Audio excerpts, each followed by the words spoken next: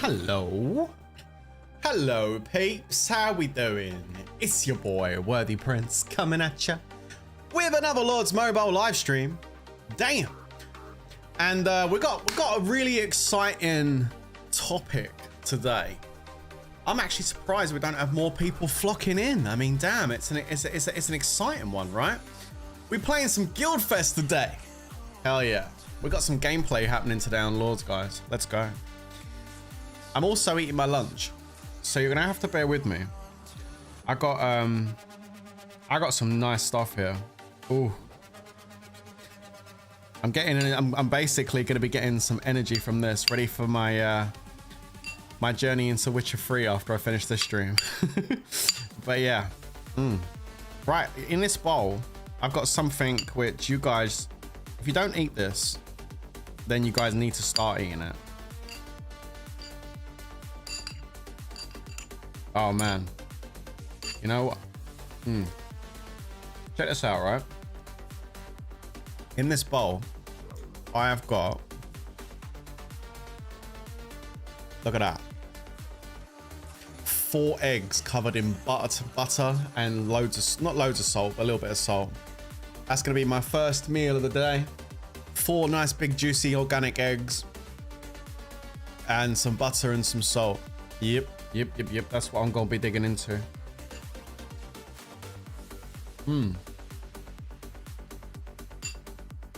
So good.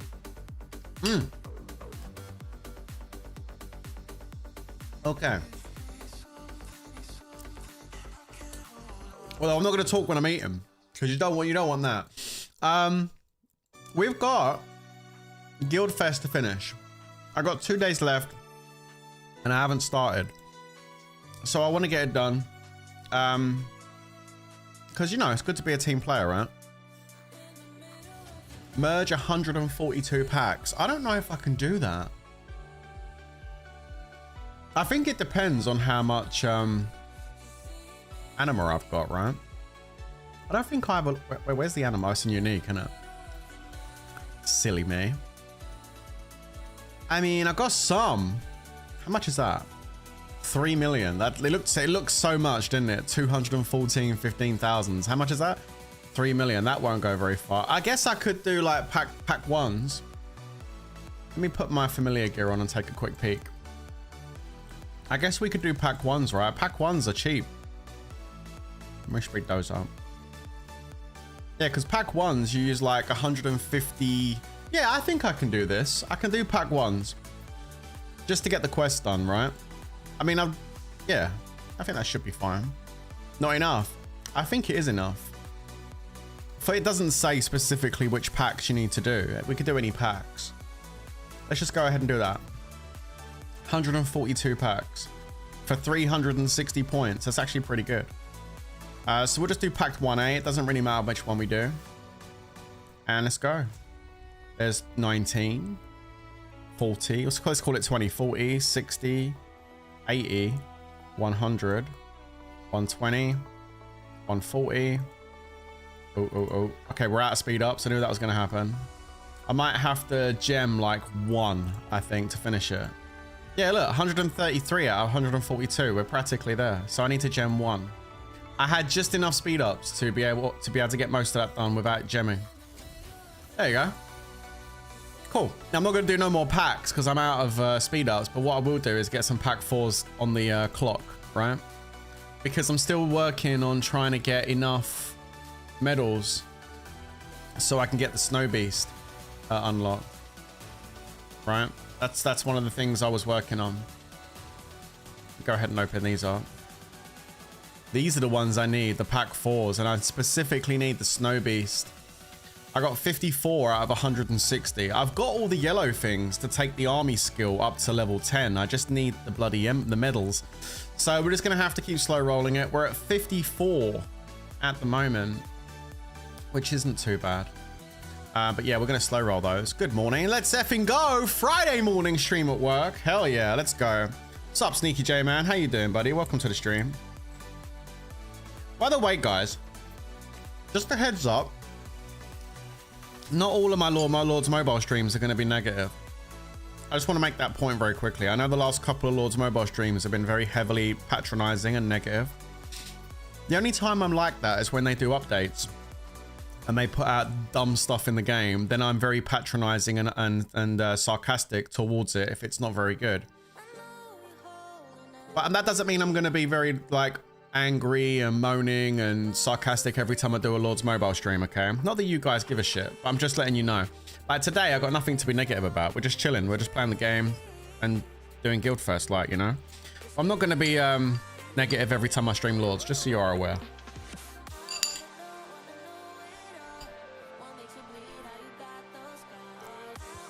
It's really just when they update the game with stuff that we don't want. That's when I normally get negative.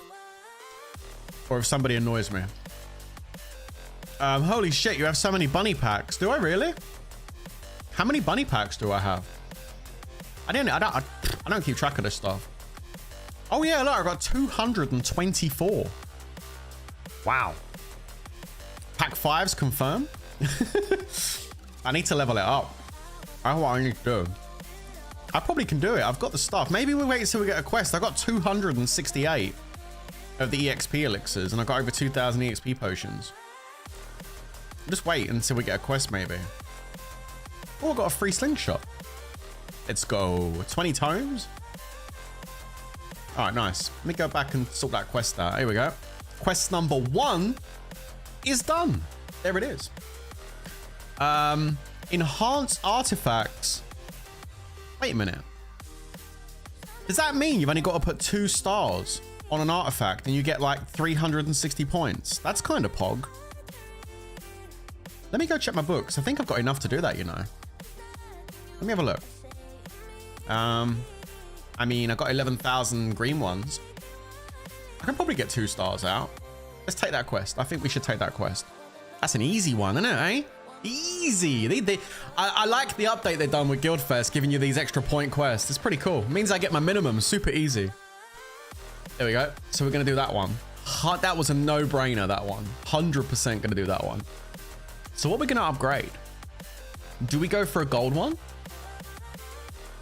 I haven't really got that many good gold ones to upgrade though. That's the problem. And the ones which are good, I've already got to like level 8. Oh, but we're doing enhancements. We're doing stars. Let me go start at the beginning and see if there's any I can do stars on. I don't think so though. I think I've done all the ones I can with the stars. Yeah, like no enhancements available on the gold ones. I just need to get more shards, right? Let's have a look at the purples and see if we can do any stars on the purples. Oh, ranged HP. What do you think about this one, chat? I think this one's actually pretty good.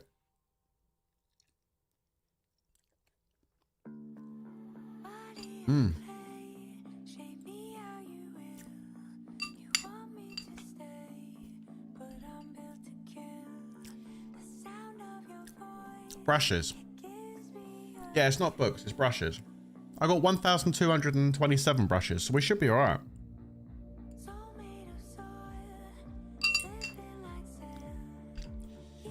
Hi, Prince. I'm your long time, more than 5-year subscriber. Can you please help me out? I want to talk to you. I mean, you can message in the Discord and I'll see it.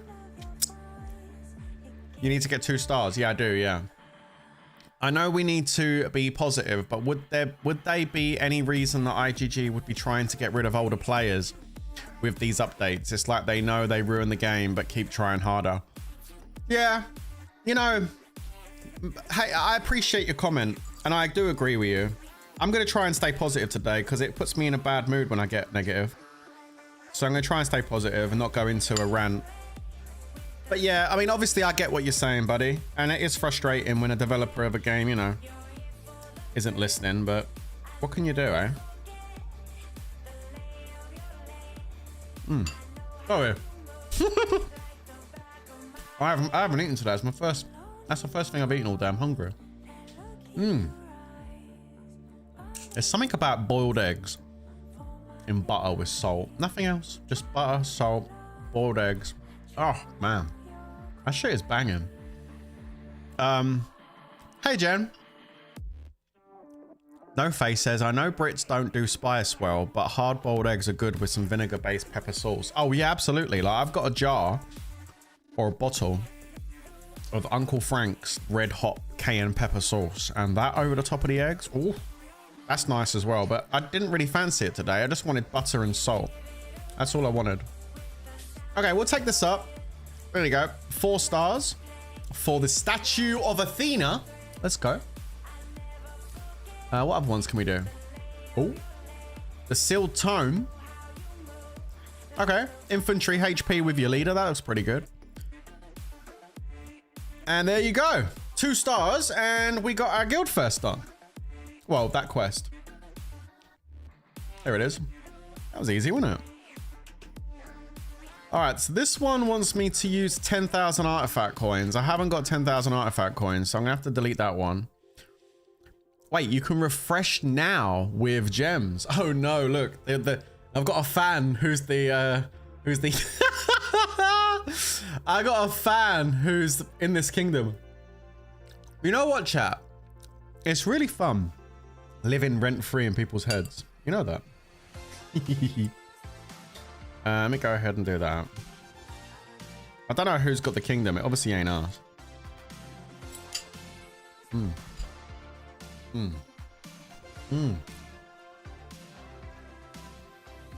Wow. Why would you spend 200 gems? It only takes 2 minutes. So why would you spend 200 gems? Like, what they need to do, right, is take that 200 gem button and put it down here on these ones. So instead of waiting like 15 minutes for the quest to refresh, you can just press that. But I got a question, chat. Does T6S has the kingdom? Wait, are they still around? Oh God. No, does anybody even do these quests down here anymore? Like, do these even get done now on Guildfest, or do people just do these top ones? I'm guessing people just do the top ones, right? Family got the faults, but our main lead's got caps, so lost base. Ah, damn. 168 points to complete hero stages. You got to do 2 of those. Oh. 2 or 3, okay.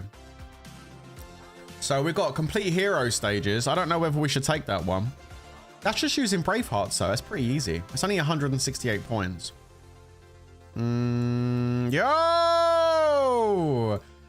Baby Brewy in the house. Baby Brewy is a bad influence, guys. Baby Brewy is a bad influence. He keeps wanting me to buy champion packs. He's like, come on, become a champion again. Come on, Prince, you can do it.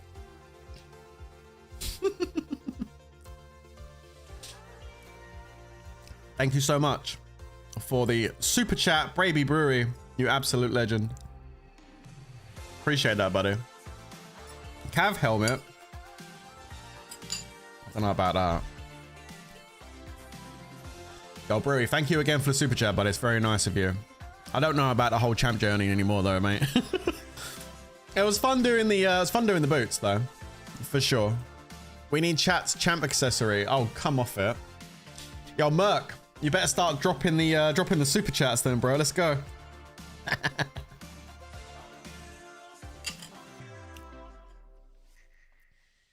Okay. Ooh. Encounter 9 Labyrinth Guardians for 350 points. You know what? I think I can do it. How many stars do I have?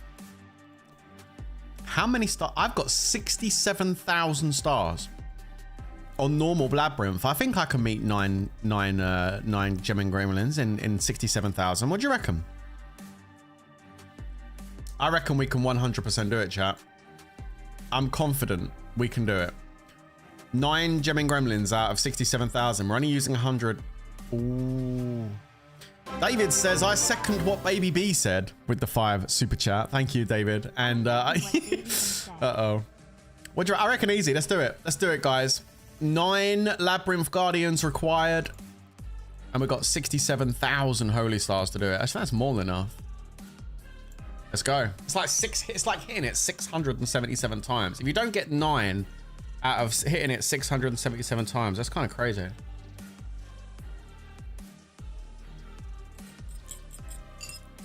You know, the best part about these eggs is all the yolk that fell out the eggs is all meshed up with the butter now. Mmm. That is delicious. Guys, really simple. 3 ingredients. That's all you need. A saucepan of water. Drop the eggs inside the saucepan of water. Let them cook for like 7 or 8 minutes till they're hard boiled. Take the skin, take the shells off, put them in a bowl, sprinkle with salt, couple of bits of butter, mix it around, and then just sit there and eat it. Trust me. Delicious. Super, super delicious. Mmm. Keep eating, maybe a jackpot again. That normally happens, doesn't it? Although the last time I was eating, I wasn't eating something healthy. I was eating McDonald's all those years ago. Oh my God, I remember that. When I used to eat shit like that. I was sitting there eating pancakes. Why not? Crazy. Pancakes and sausage and egg McMuffin and all that crap.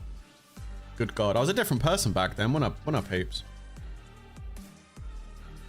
Sorry. I can't, give me 2 seconds. I can't just leave this in the bowl. I'm gonna have to put my fingers in this.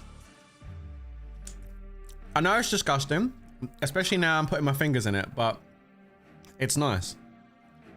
I do like to stick my finger in it. So yeah. Mmm.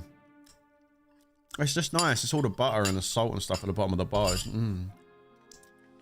Manners, I know. Sorry. Mmm. It's so good though. Mmm. You had a Big Mac last night and it was everything I wanted it to be, says No Face. You had a Big Mac last night. Wow. You know what? I don't miss it. You know. Hey Mike, been following your stream for over the years or more. Great work you're doing. Cheers. Thanks, Mohammed. I appreciate that. Baby Brewery again with the fire. Says the time you were going on and had no idea you won. Bear had to call you. He did. Yeah, that was funny. That was actually really funny. I won the Labyrinth and didn't even know I'd won. I'm just sitting there chatting away, chat away, and not even looking at the chat. I was talking about something. I can't remember what I was talking about. And then my phone rings and I'm like, what is that? And it's Bear. He's like, yo, look, you've won the Labyrinth. I'm like, what? No way. Seriously? That's crazy. Lagcat says, glad you're back. Haven't had much time online last few weeks. Also glad you're fine. Yeah, I'm good. I'm doing great. Feeling good. Feeling really good. Having a good time. I was just sitting here. I went grocery shopping this morning and done my groceries. Got myself some ground beef and some eggs and some, what are they called? Little like pork rinds. Got some pork rinds. I got a couple of avocados because I like an avocado every now and then. So I got myself a couple of avocados, a couple of packets of butter, like 30 eggs. I get like 30 organic eggs and I go through about 30 eggs a week. So I get 30 eggs, 6 big bottles of mineral water. And yeah, that was about it really. I got some Parmigiano Reggiano cheese. I don't eat a lot of cheese, but sometimes when I cook my ground beef, I like to just grate a little bit of Parmigiano Reggiano over the top of it. And I like the Parmigiano Reggiano. It's such a mouthful because it's a hard cheese and it's made with unpasteurized milk. So it's like made with raw milk. So that way I think it's a lot more beneficial to your gut having that cheese. So yeah, I have a little bit of that. I use it really as a condiment. So I'll just like grate a little bit over the top of my ground beef. Also, I picked up some garlic, right? But it's a big clove of garlic, but it's not like a normal clove of garlic. It's like yellow and it's been oak smoked. I know, it's really fancy. It's a big garlic bulb and it's yellow. I mean, you smell it and it smells like a fire. It smells like oak wood. So it's been like smoked. So I got some really nice garlic. Although I did last week, last few weeks, I've been adding a little bit of onion to my ground beef and I'm going to stop because I think it's been making me feel a little bit like bloated. So I've got rid of the onion now. I'm going back to more strict this week. So this week from here till next weekend, it's literally going to be ground beef, bacon, a couple of pork chops, got like 30 eggs, some mineral water, butter, and some salmon, some wild salmon. So yeah, it's pretty much back to basics. A couple of avocados. Yeah, other than that, it's nice and strict this week. Yeah, the garlic's really good, Chad. The smoked garlic's super good. I never tried it before. I tried it last week for the first time. I was buying like organic garlic cloves, but I saw this smoked one and I was like, ooh, that looks really good. So I got that last week and it was really nice, actually. Onions bloat. Well, Merc, I'll tell you what it is, right? For me, because I've been carnivore for like 2 years, the gut bacteria in my gut has changed, right? So a lot of the bacteria in my gut that would normally break down something like onion have kind of dissipated because I don't eat vegetables really. And so because like when I eat meat now, if I eat like a pound of ground beef and I've also got onions in it, my digestive system will focus on digesting the ground beef, the meat. But the onion might sit, especially if it's big lumps of onion, it might sit in my stomach for a bit. And if it sits in my stomach, it starts to ferment. And if it's fermenting, that means it's going to be releasing gases and it causes bloat. And, you know, so I noticed the last few days, I took the onion out of my food for the last few days. And I noticed straight away that my bloat had gone right down. I didn't feel bloated at all. I felt very, very kind of like nice, comfortable. So I was like, all right, it's got to be the onion then, isn't it? So yeah, I'm taking the onion out for a little while. Artifacts! Yo, baby Brewery, man. He's like, come on, do something. Artifacts, champion gear, artifacts. Thank you for the super chat, buddy. Appreciate it, mate. He just wants me to buy something. He's like, do it, come on, do it, buy something. Thank you so much for supporting the stream, Brewery. I really appreciate you, mate. Thank you very much. Hi Landon, how you doing? I'm doing good, man. I'm doing really good. Really, really good. Really, really, really, really good. I noticed the last, something else I noticed over the last week is I noticed I kept waking up in the morning with slight headaches and I couldn't really understand what it was. But I think it was a dehydration thing. Like, cause I was thinking, oh, I need to have a cup of coffee. But then I was like, no, that can't be it. You can't just have coffee to solve a headache. That's not the problem. And what I decided to start doing was in the morning, I get a glass, I fill it up about halfway with water, and I take a nice big pinch of salt. And I put a pinch of salt in my water and I mix it up. It's not the most tastiest thing in the world, but I was drinking like a cup of salt water in the morning and it's actually getting rid of my headache like really quickly. So I don't know. If any of you guys wake up in the mornings and you feel like, ugh, you know, you got a bit of a headache, before you go reaching for the coffee pot, try having a glass of salt water. It might just be that you've slept and your kidneys have flushed out your water and electrolytes during the night, and that's what's made you wake up with a headache. Because it's been working for me. Not that it's going to work for everyone, but I think it was just an electrolyte imbalance that I was having. And a little bit of salt water in the morning has actually made me feel a whole lot better. Sounds like I need some sugar. No, it doesn't. The nutritional requirement for sugar and carbohydrates in the human diet is 0. 0. The human body doesn't need sugar and it doesn't need carbohydrates. You just need protein, fat, and that's it. A little bit of fiber, I guess. Although fiber's not important either. You don't need any fiber either. People think you need fiber and you need carbs in your diet. You don't. It's a myth. Like people say, oh, if you don't eat fiber, you're not going to be able to go to the toilet. If you eat all those eggs, you're going to be farting and you're going to be like having upset stomach. No, I don't. I eat practically 0 fiber in my diet. I have a little bit of fiber in my diet, only because I added some stuff in after 2 years. I have a little bit of cauliflower. So like if I have any vegetables, normally it's cruciferous vegetables. So I don't like broccoli. Well, no, that's a lie. I do like broccoli. It doesn't like me very much. It makes me gassy, so I don't eat broccoli. But I do like cauliflower, and cauliflower likes me. So I have a little bit of cauliflower in my diet. I also have a little bit of avocado. Now, both of those things are very low in carbohydrate. Both of those things also have a little bit of fiber. So I do have a little bit of fiber in my diet in the form of cauliflower and avocado. That's through trial and that's been through like trial and testing. For like a good year, I was just strict carnivore. Meat, eggs, and water and coffee. That was it for like a whole year.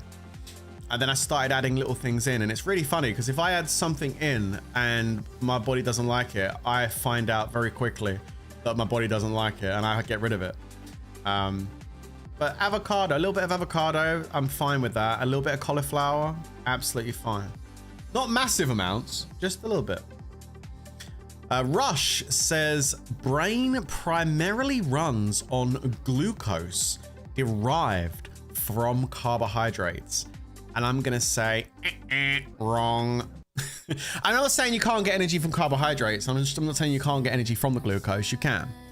But you're wrong fundamentally in what you're saying. Your brain is gonna run so much better on ketones than it is on sugar and glucose. Your brain is made of cholesterol, which is why having cholesterol in your diet, having fat in your diet is huge. It's massive. You know, people that get these medical conditions and have these issues later on in life, generally speaking, have low cholesterol, not high cholesterol. And this myth that high LDL cholesterol causes, we're getting down the rabbit hole here a little bit, but the myth that high LDL cholesterol causes atherosclerosis and heart disease is a load of bollocks, in my opinion. It's a load of bollocks. I think that's crap. I think lowering your cholesterol is a bad idea. You know, I think higher LDL is a healthier way to be. Yeah, I think so. Your brain is made of cholesterol. You know what I mean? Cholesterol is the building blocks to your body. Like, cholesterol is the healing, not the badness. It's just got such a stigma, isn't it? Like fat and cholesterol. Such a big stigma. So much negative press. So much fake media, fake news, fake science around it, making you think that fat and cholesterol is bad for you and that you need to eat all these rice and grains and carbs and all this stuff. That's the way to be healthy. And reduce the fat, reduce the red meat. That's what media will have you believe. But don't believe everything you see. You don't need carbohydrates to function. Like, your body needs 0 carbohydrates to function. 0 sugar and 0 carbohydrates.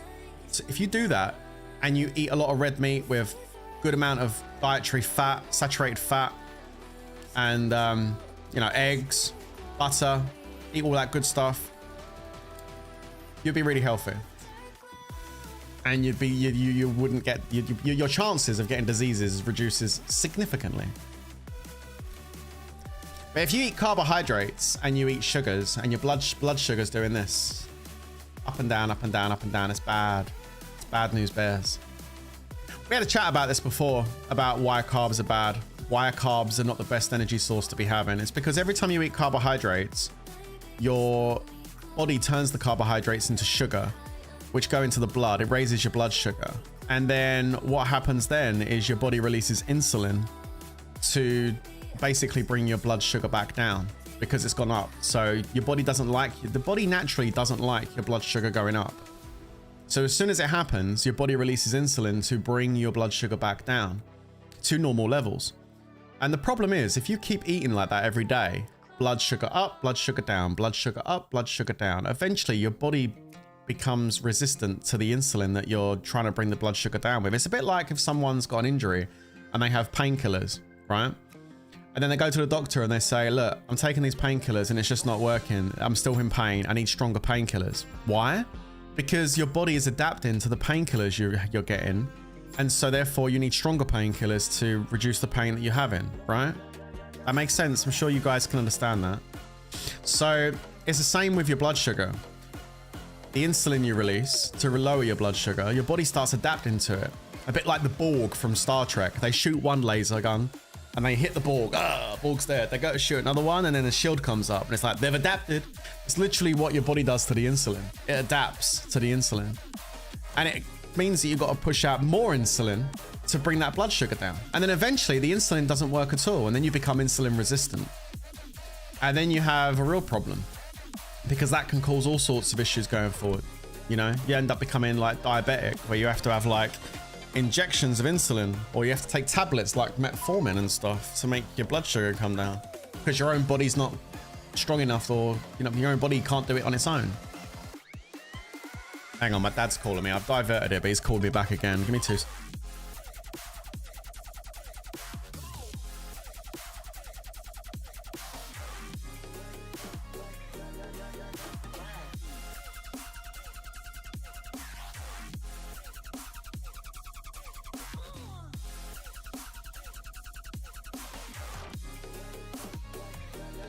I'm just calling to have a chat. I was like, okay, sorry. I wanted to check because I diverted it and then he called straight back. So I was worried it was an emergency. So I just wanted to answer it. But no, he just wanted to chat. I said, can I talk to you later? So yeah, what was I saying? Yeah, your body gets used to the insulin. It's like, okay, no, insulin, you're not good. You're not strong enough now. You're not strong enough to make me, you know, not strong enough now to bring my blood sugar down. So then the doctors gives you stuff like, you know, metformin or insulin injections or stuff like that, you know, to help you because your body can't produce enough to the quantities needed to bring it down. Yeah, you get it? Yeah, there it is. So, and then you're diabetic. And then when you're diabetic, that then causes lots of other things. Lots of things branch off from diabetes. You lose limbs, you get Alzheimer's disease, it can cause cancers and all sorts of stuff. There's loads of things. The list is long of all the problems you have. But the point I'm trying to get at is all these issues like diabetes and all the things that come off the back of that. It all stems from a cellular malfunction, a cellular function. Your cells are like malfunctioning. Everything's, and it all begins with what you're eating. Hang on, I don't want to go into it too much. It's too much of it's a bit heavy for Friday afternoon. But yeah, no, it's basically the technical term is it's a mitochondrial malfunction of the mitochondria. It's just cells. It's just cells malfunctioning. They're taking in too much of this, too much of that. It's just, yeah. I always feel unhealthy as fuck when we get into this subject. Yeah, I know. Well, I found out all about this 2 years ago when I was obese, chronically, severely obese, with on a one-way ticket to destination 6 feet under. That's where I was going. I would have probably gone to bed one night and never woken up. That's where I was on. That's the direction I was going in. I was chronically obese. I was over 30 stone, which is over 420 pounds for you guys in America that don't know the conversions. I was massive and I could barely walk. I was out of breath just going to the toilet. I couldn't bend down and touch my feet. I was eating nothing but junk food every day. Loads of carbohydrates, loads of refined oils and shit. I was eating loads of soda, drinking loads of soda. I was in a bad way. I used to smoke. I was on a one-way ticket to destination. See ya. It would have been a permanent peace out, you know? And without having to go to the gym and literally kill myself, without having to do strenuous exercise, without having to do all that, all I did was change my diet. I just changed what I was eating. I changed it from eating all that refined carbohydrate food, all that high processed food. I changed over to eating a meat-based diet with water, a little bit of coffee, eggs, butter, a little bit of cheese. Done that for a year and I lost all the weight. I mean, you can tell if you look back at my old videos and then look at me now. I've lost a shit ton of weight. I've not been this fit and this healthy since I was in my early 20s. And I'm so thankful that I found all the information a couple of years ago that, in my opinion, saved my life. I don't say that, you know, willingly. That's true. It saved my life. 100%. I honestly believe if I hadn't have made a change to my lifestyle a couple of years ago, I probably would be on the way down, you know. You look scary 3 years ago. Yeah, I was terrible, Merc. I looked really bad. I was ill. I was sick. I was not doing well at all. Really wasn't doing well at all. But you know, one thing is, it's never too late to turn it around either. It's never too late. It doesn't matter whether you're in your 50s, your 60s, your 70s, your 80s. Change what you eat. If you think about what we used to eat, like, I don't know, 1,000 years ago. Think about what we used to eat 1,000 years ago and eat that. And you're going to be just a whole lot healthier. You know? It's a real big rabbit hole when you go down it. When you, oh shit, I've got no bloody speed up, so I'm gonna have to gem these. Okay. When you go down the rabbit hole on this subject and you start looking at it and then you see the corruption and everything else that's all around it, it's actually kind of insane. But when you finally realize it and you wake up to it, it's kind of life-changing. It really is. How many have I got to do? 42,000. All right. Hang on, there we go. Oh, no, don't do that. There we go. One more. There we go. All right. Yeah, it's kind of life-changing when you wake up and you realize it. You may not have guard the gallbladder debacle as well if you did it earlier. Yeah, exactly. No, absolutely. I mean, last year I was in hospital with pancreatitis, which is quite serious actually. I didn't realize how serious my condition was until I went into hospital and had a CT scan last year. And they said, you're not, I said, can I go home? They said, no, you're staying right here. I was in hospital. I was admitted into hospital for a week with pancreatitis. And that was kind of scary. And obviously they found a gallstone in my gallbladder. And, you know, they wanted to immediately take my gallbladder out. And I was like, no. let me keep doing what I'm doing. Let me keep I'm trying to basically dissolve the gallstone myself rather than, you know, letting them take my organ away. And, because I think that's one of the reasons why I got pancreatitis in the first place. I think because of all the years of bad eating, right? And also losing weight quite quickly can cause it as well. I think I created some gallstone, a couple of gallstones because of that. It wasn't the carnivore diet that made me get gallstones. It was the years of abuse before that caused it, right? And I think the reason why I presented with pancreatitis after about a year and a half of doing carnivore was because the carnivore diet, eating the high fat, was getting my gallbladder working harder for the first time in years. And the bile that the gallbladder stores obviously became much more potent. And I reckon it was melting the stones. And I reckon one got small enough to go down the tube and it probably got stuck a little bit, which is what probably caused the pancreatitis. But by the time they'd done the CT scan, there was no stone stuck in the tubes at all. It was gone, but there was still a 2-centimeter stone in my gallbladder, just one. And I said to them, no, let me just keep doing my carnivore diet and hopefully the other one will dissolve and pass through as well. Now, it comes with its own risks. Obviously, if I dissolve that stone to the point where it's small enough to go into the bile duct, there is the chance it could get stuck. And then we're talking about potentially another bout of pancreatitis. I mean, there is that risk. But there is also the chance that it will get small enough that it will go down the bile duct and actually pass all the way through and I'll poop it out. And then I'll have no gallstones and I have a nice healthy gallbladder and everything could be fine. The funny thing is, I goes and sees my doctor a few weeks ago, right? And he said to me, we've got a meeting today. We were going to take your gallbladder out in December, but you wanted to have a meeting with me. So I had to wait 2 months just to speak to the doctor, which is crazy. He said, why didn't you have your gallbladder out in December? I said, well, because I've increased my fat intake and I'm trying to dissolve this stone myself. The last scan they done was in September and it's now the end of February. I said to him, it's been like 5 months. Can we do another scan to see if the stone has got smaller in that last 5 months? Because if it has, that means what I'm doing is working and then I can continue trying to dissolve it.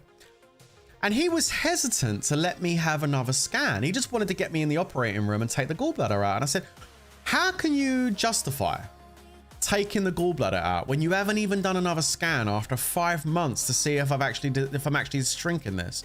How can you justify just taking that gallbladder straight out?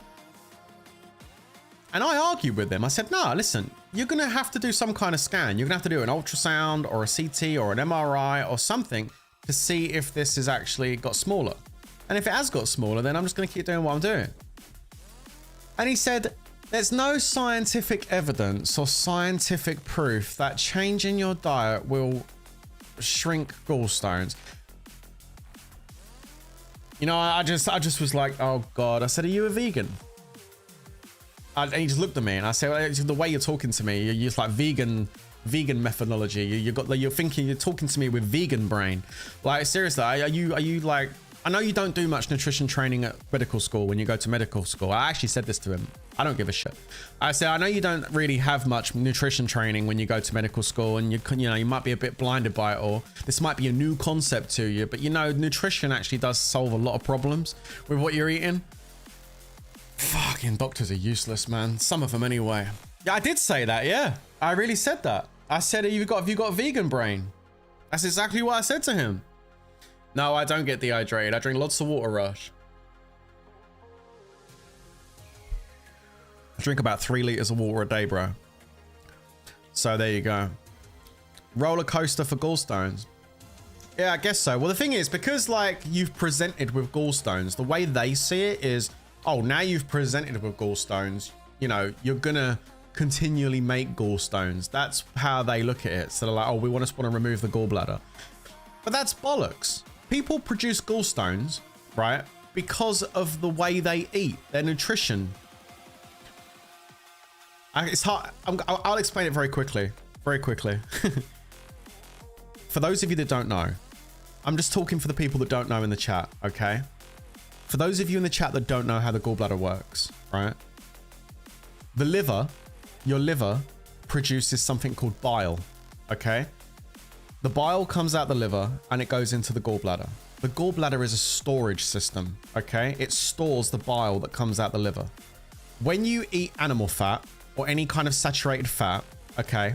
Once that goes into your gut and then into your small intestine, as soon as it goes into your small intestine, your body sends signals to your brain, and your brain sends signals down to your gallbladder to release the bile because it can detect that there's fat present in your small intestine. This is why human beings are designed to eat fat, because you've got an actual organ that's specifically there to break it down. Now, the bile itself is what is the chemical that breaks down the fat. Think of it like washing up liquid, detergent, okay? It breaks down the fat into small molecules. Now, the reason the bile gets stored in the gallbladder is because when it's stored in the gallbladder concentrates it. And what that means is it gets stronger. If you think about the bile coming out the liver as 1x, by the time it's in the gallbladder and it's concentrated, it's like 10x. It's like 10 times more potent, okay? And it just holds it there in the gallbladder, waiting, right? And then when the fat is in the small intestine, the gallbladder contracts, it squeezes, and it squirts out the bile down into the small intestine, and it breaks down the animal fat, okay? And then once the animal fat has been broken down into small enough molecules, the pancreas sends digestive enzymes down the tube into the small intestine, and then it grabs all the nutrition from all of that fat and takes it into the bloodstream, okay? This is why I got pancreatitis, because if you think about the tube that comes off the pancreas and goes down to the liver, sorry, down to the small intestine, it's connected to the same tube which the gallbladder bile comes out of. It's like a T-junction, okay? Which is why if a gallstone comes out the gallbladder and gets stuck in the bile duct, the pancreatic enzymes can't get down the tube to get to the small intestine, and they end up going back up into the pancreas and eating at the pancreas. That's why you get inflammation in the pancreas in the first place. It's what causes pancreatitis, because the pancreatic enzymes are trapped. They can't get out, right? Anyway, I digress. Going back to the gallbladder, it squirts out the bile, the detergent, and that goes down into the small intestine and breaks down the food. Now, if they take my gallbladder away, okay, you can live without it. There's plenty of people that live without their gallbladder, right? But the difference is now, if you've removed your gallbladder, when the liver produces the bile, it's got nowhere to go. It's just going to trickle straight into the small intestine and then all the way down, you know? And it's only going to be that 1x. It's not going to be that concentrated bile. So yes, you're going to be able to break down those animal fats, but it's nowhere near going to be as efficient as breaking down those animal fats. And the constant flow of bile going into your small intestine can cause all sorts of problems long term. It can cause upset stomach. It can cause diarrhea. It can cause all sorts of things. And you just don't get as much nutrition from your fat, because if you're not able to break down that fat as effectively, then when the enzymes of the pancreas come out to go and collect all that nutrition, there's not going to be as much there to get, because you're not as much of a good fat breaking down machine without the gallbladder. So yeah, there's a whole bunch of info around. I mean, that's how it all works anyway. This information, this is more information than any of my biology classes, says Gordy.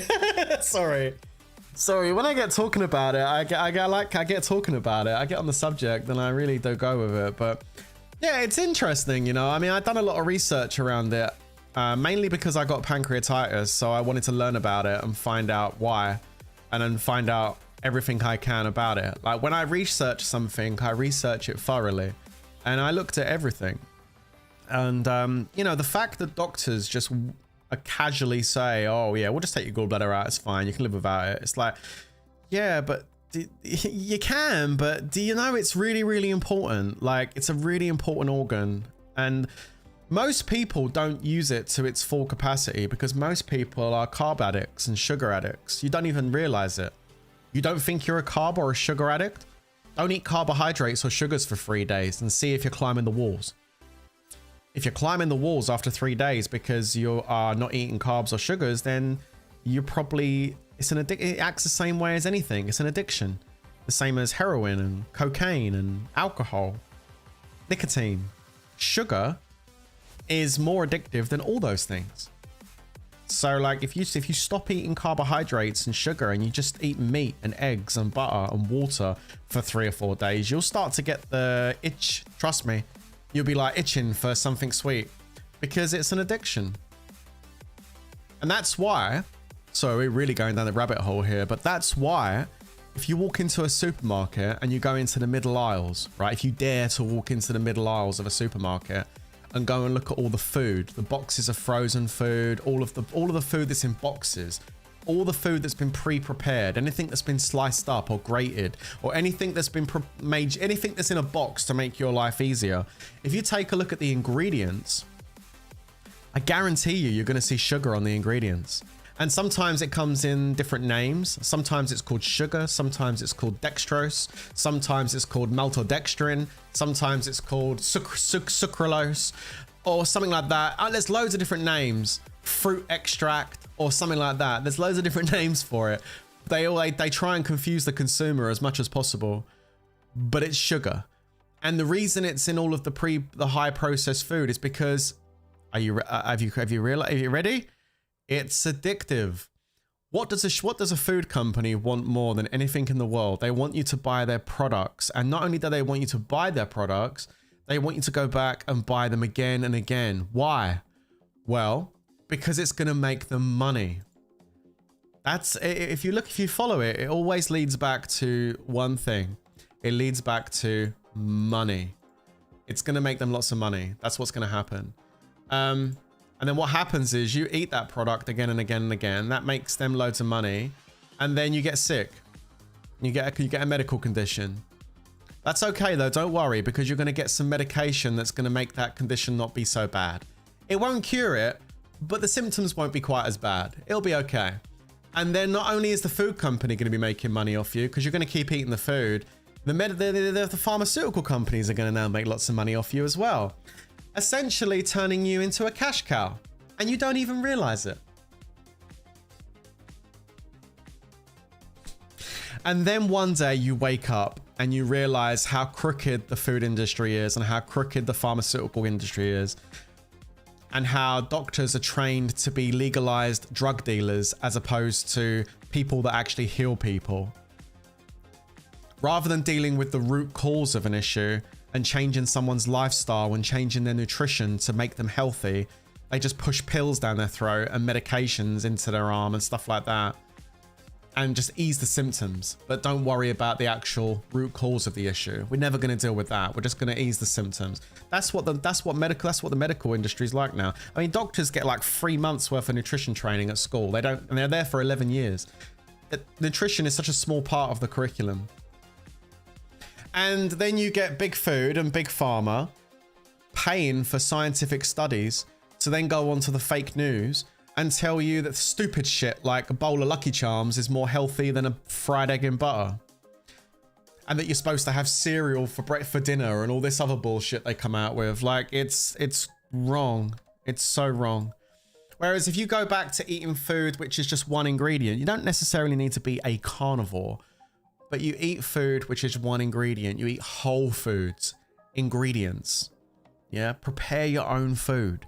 Don't go down the lazy route of just buying it in a packet because you can chuck it in the microwave for 30 minutes and it's all 10 minutes and it's done. Cook your own food and prepare your own food.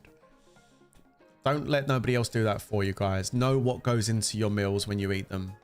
That's why I don't like eating out. I like eating at home because I know what goes in the bowl. Yeah, there you go. It's the best health advice I think anybody could give anybody. Is just prepare your own food. Don't eat seed oils. Don't eat sugars. Stay away from that. Slaughter your own cow. Yeah, absolutely. If you're lucky and you got a farm, if you're lucky and you got a farm, do that. That's the healthiest thing. Yeah, feed them grass. Make sure you grass feed them. Feed them grass. And then slaughter your own cow. Absolutely. That's the way it should be done. And you can fill a whole freezer up with it then. Grow your own. Yeah, grow your own too. Yeah, it's good. I like that. How many coins have I got? 11 million. Wow.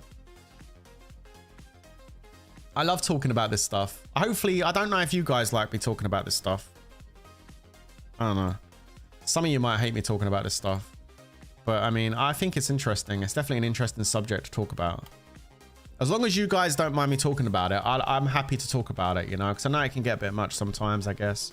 Some people just don't want to hear it, you know, but if you like hearing about it, I don't mind talking about it. Sugar tastes good. It does. It does though, doesn't it? When you eat them donuts, when you eat that sugar, it sends all those tingly sensations up to your brain and your brain goes, ooh, and it feels so good. Do you know what else feels good? Cocaine. Yeah, sniff a couple of lines up your nose and you'll feel great. Your heart will start fucking going, ah, and your head will be spinning and you'll be like, whoa. I mean, it can kill you. I mean, there's a downside to that. It can kill you. You know, but yeah, you know, that's so can sugar. It just takes a little bit longer to happen. But yeah, sugar can do that too. It's pretty much the same thing. You know, it's just legal. You know, cocaine, heroin, you know, those kind of substances, those are class A drugs. It's illegal to consume those. Sugar should also be a class A drug in my opinion, but unfortunately it's not. It is legal to have sugar. And Guru, thank you for the 42 months. Appreciate ya. You know what? That's the best thing they could do for the human race. All they got to do is ban sugar. Make it an illegal class A substance. And then no food companies will be able to put it into any of the food. And you know what? I reckon the human race would actually benefit from it in such a massive way. Everybody would start getting healthier if they just got rid of sugar. And I mean all sugar. I'm talking about everything, not just like chocolate sugar, like not like dessert sugar. I'm talking about sugar across all avenues. So I'm talking about carbohydrates too. Just get rid of them. We don't need grains. We don't need rice and grains. No. We don't need it. It's just not needed. Not needed. No, thank you. Just get rid of it out of everyone's diet. You know, everyone would be really, they won't do that though. Everyone would get really healthy, but they wouldn't do it because why? They would lose loads of money. They would lose so much money. So they couldn't do that. They couldn't have people walking around healthy. Don't be silly. What? Healthy people? No. American grocery stores are cooked. I think all grocery stores are cooked. If you go into a grocery store, you notice you have like the meat around the edge and then the vegetables. You have the vegetables and fruit and the meat around the edge. And then everything in the middle is just high processed garbage. Like going into a supermarket, you could literally take everything out of that store except for the meat and vegetables and just take it in the car park and set it on fire. I mean, that's literally all it's good for is heat. Like it's no good for you, man. All that box stuff, bad. Very bad for you. It's not. Sugar in moderation doesn't compare to cocaine in moderation. I mean, no, not in the short term, no. But I think having sugar is just not a good idea in general. I think it's a bad idea. Anything that raises your blood sugar up is not good. It's just not good. It's not healthy. Rush says it feels boring listening about the stuff you already know about. Oh, you must be a genius, bro. They add sugar water in vegetables and fruit. Yeah, they do in some. Yeah, they do in some, especially when you get like tinned fruit and tinned vegetables. Like you tend to find a lot of sugar in added to those type of fruit and vegetables. And a lot of the fruit now and vegetables are GMO'd into next Sunday, so they're not as healthy as they used to be years ago. I think if you took an orange from like the 1950s and compared it to an orange in like 2020s, you'd have to eat like 6 oranges to get the same amount of nutrition as you would in an orange from the 1950s. You know what I mean? Oh, that one's all done. Okay, so I gotta wait for this one now, right? I've done all 7 of these. How many quests can you buy now? Wait, what? Oh no. Oh no, that's not good, is it? Wait, you gotta do like another 7 go. Oh no. Ah, I thought I was done. How many points I got? I mean, I got 2,168 points. That's not bad. I can't do this one anymore. Do you think I can get another 9 Labyrinth Guardians? How many stars did I have left? Ooh, 26. Do you think I can get 9 out of 26? I think that might be a bit of a stretch. What do you reckon, chat? I think 9 Labyrinth Gardens out of this might be a bit too much. Any mobile games you're currently interested in? No. Lords Mobile, a small amount. And then beyond that, no mobile games. The trouble with mobile gaming is... Well, no, I don't want to get into this subject. The trouble with mobile gaming is it's all the same every time, you know? It's always a wallet war as opposed to any level of skill or just enjoyment. It's just always comes down to one thing, how much credit card swiping you do. So no, not really. And I'm stopping playing any mobile games now that have heavy monetization in them. I won't even promote them. But I'm done with that now. The only reason I'm still playing Lords Mobile is because that's the audience I have on this channel. Otherwise, I wouldn't even be playing this now. So yeah. New. And we got a low stream today, but that's just because I'm doing Guildfest. Most people see this Guildfest stream, they're like, oh no, fuck that, I'm watching Guildfest. Guildfest sucks. Everyone hates Guildfest. But I didn't have nothing else to do today on Lords, so I thought I'd just chill on a Guildfest stream and just hang out with you guys more than anything. What's even more screwed up is all the good, healthy food costs so much more. Yeah, you know what? You know what, Gordy? You bring up a really interesting point, dude. I was looking at that today. I was walking around the grocery store today, and the thing is, when I go grocery shopping, I go with my mum. Because I spend Fridays with my mum in the morning. We go and have a nice cup of coffee and then we go grocery shopping, right? And I goes grocery shopping with my mum this morning. I've spent a bit of time with her, you know? And when we go into the grocery store, I'm 90% done in the first 2 aisles. Because in the first 2 aisles of the supermarket, I get all of my meat and, well, the vegetables as we walk in. I normally grab a couple of avocados. And then I go and get my meat, right? And then I turn the corner and go around the second aisle and it's butter and cheese. And it's like, okay. So the first 2 aisles, I've got all my meat, I've got my couple of avocados for the week, and I've got my butter and cheese. The only thing I need, the only extra things I need is 3 things really. 1, the bottled water that's down the end of the store. 2, the eggs, which are also down the end of the store. And 3... 3, what's 3? There is a 3. I know there's a 3. Wait, let me think. Oh yeah, the frozen salmon.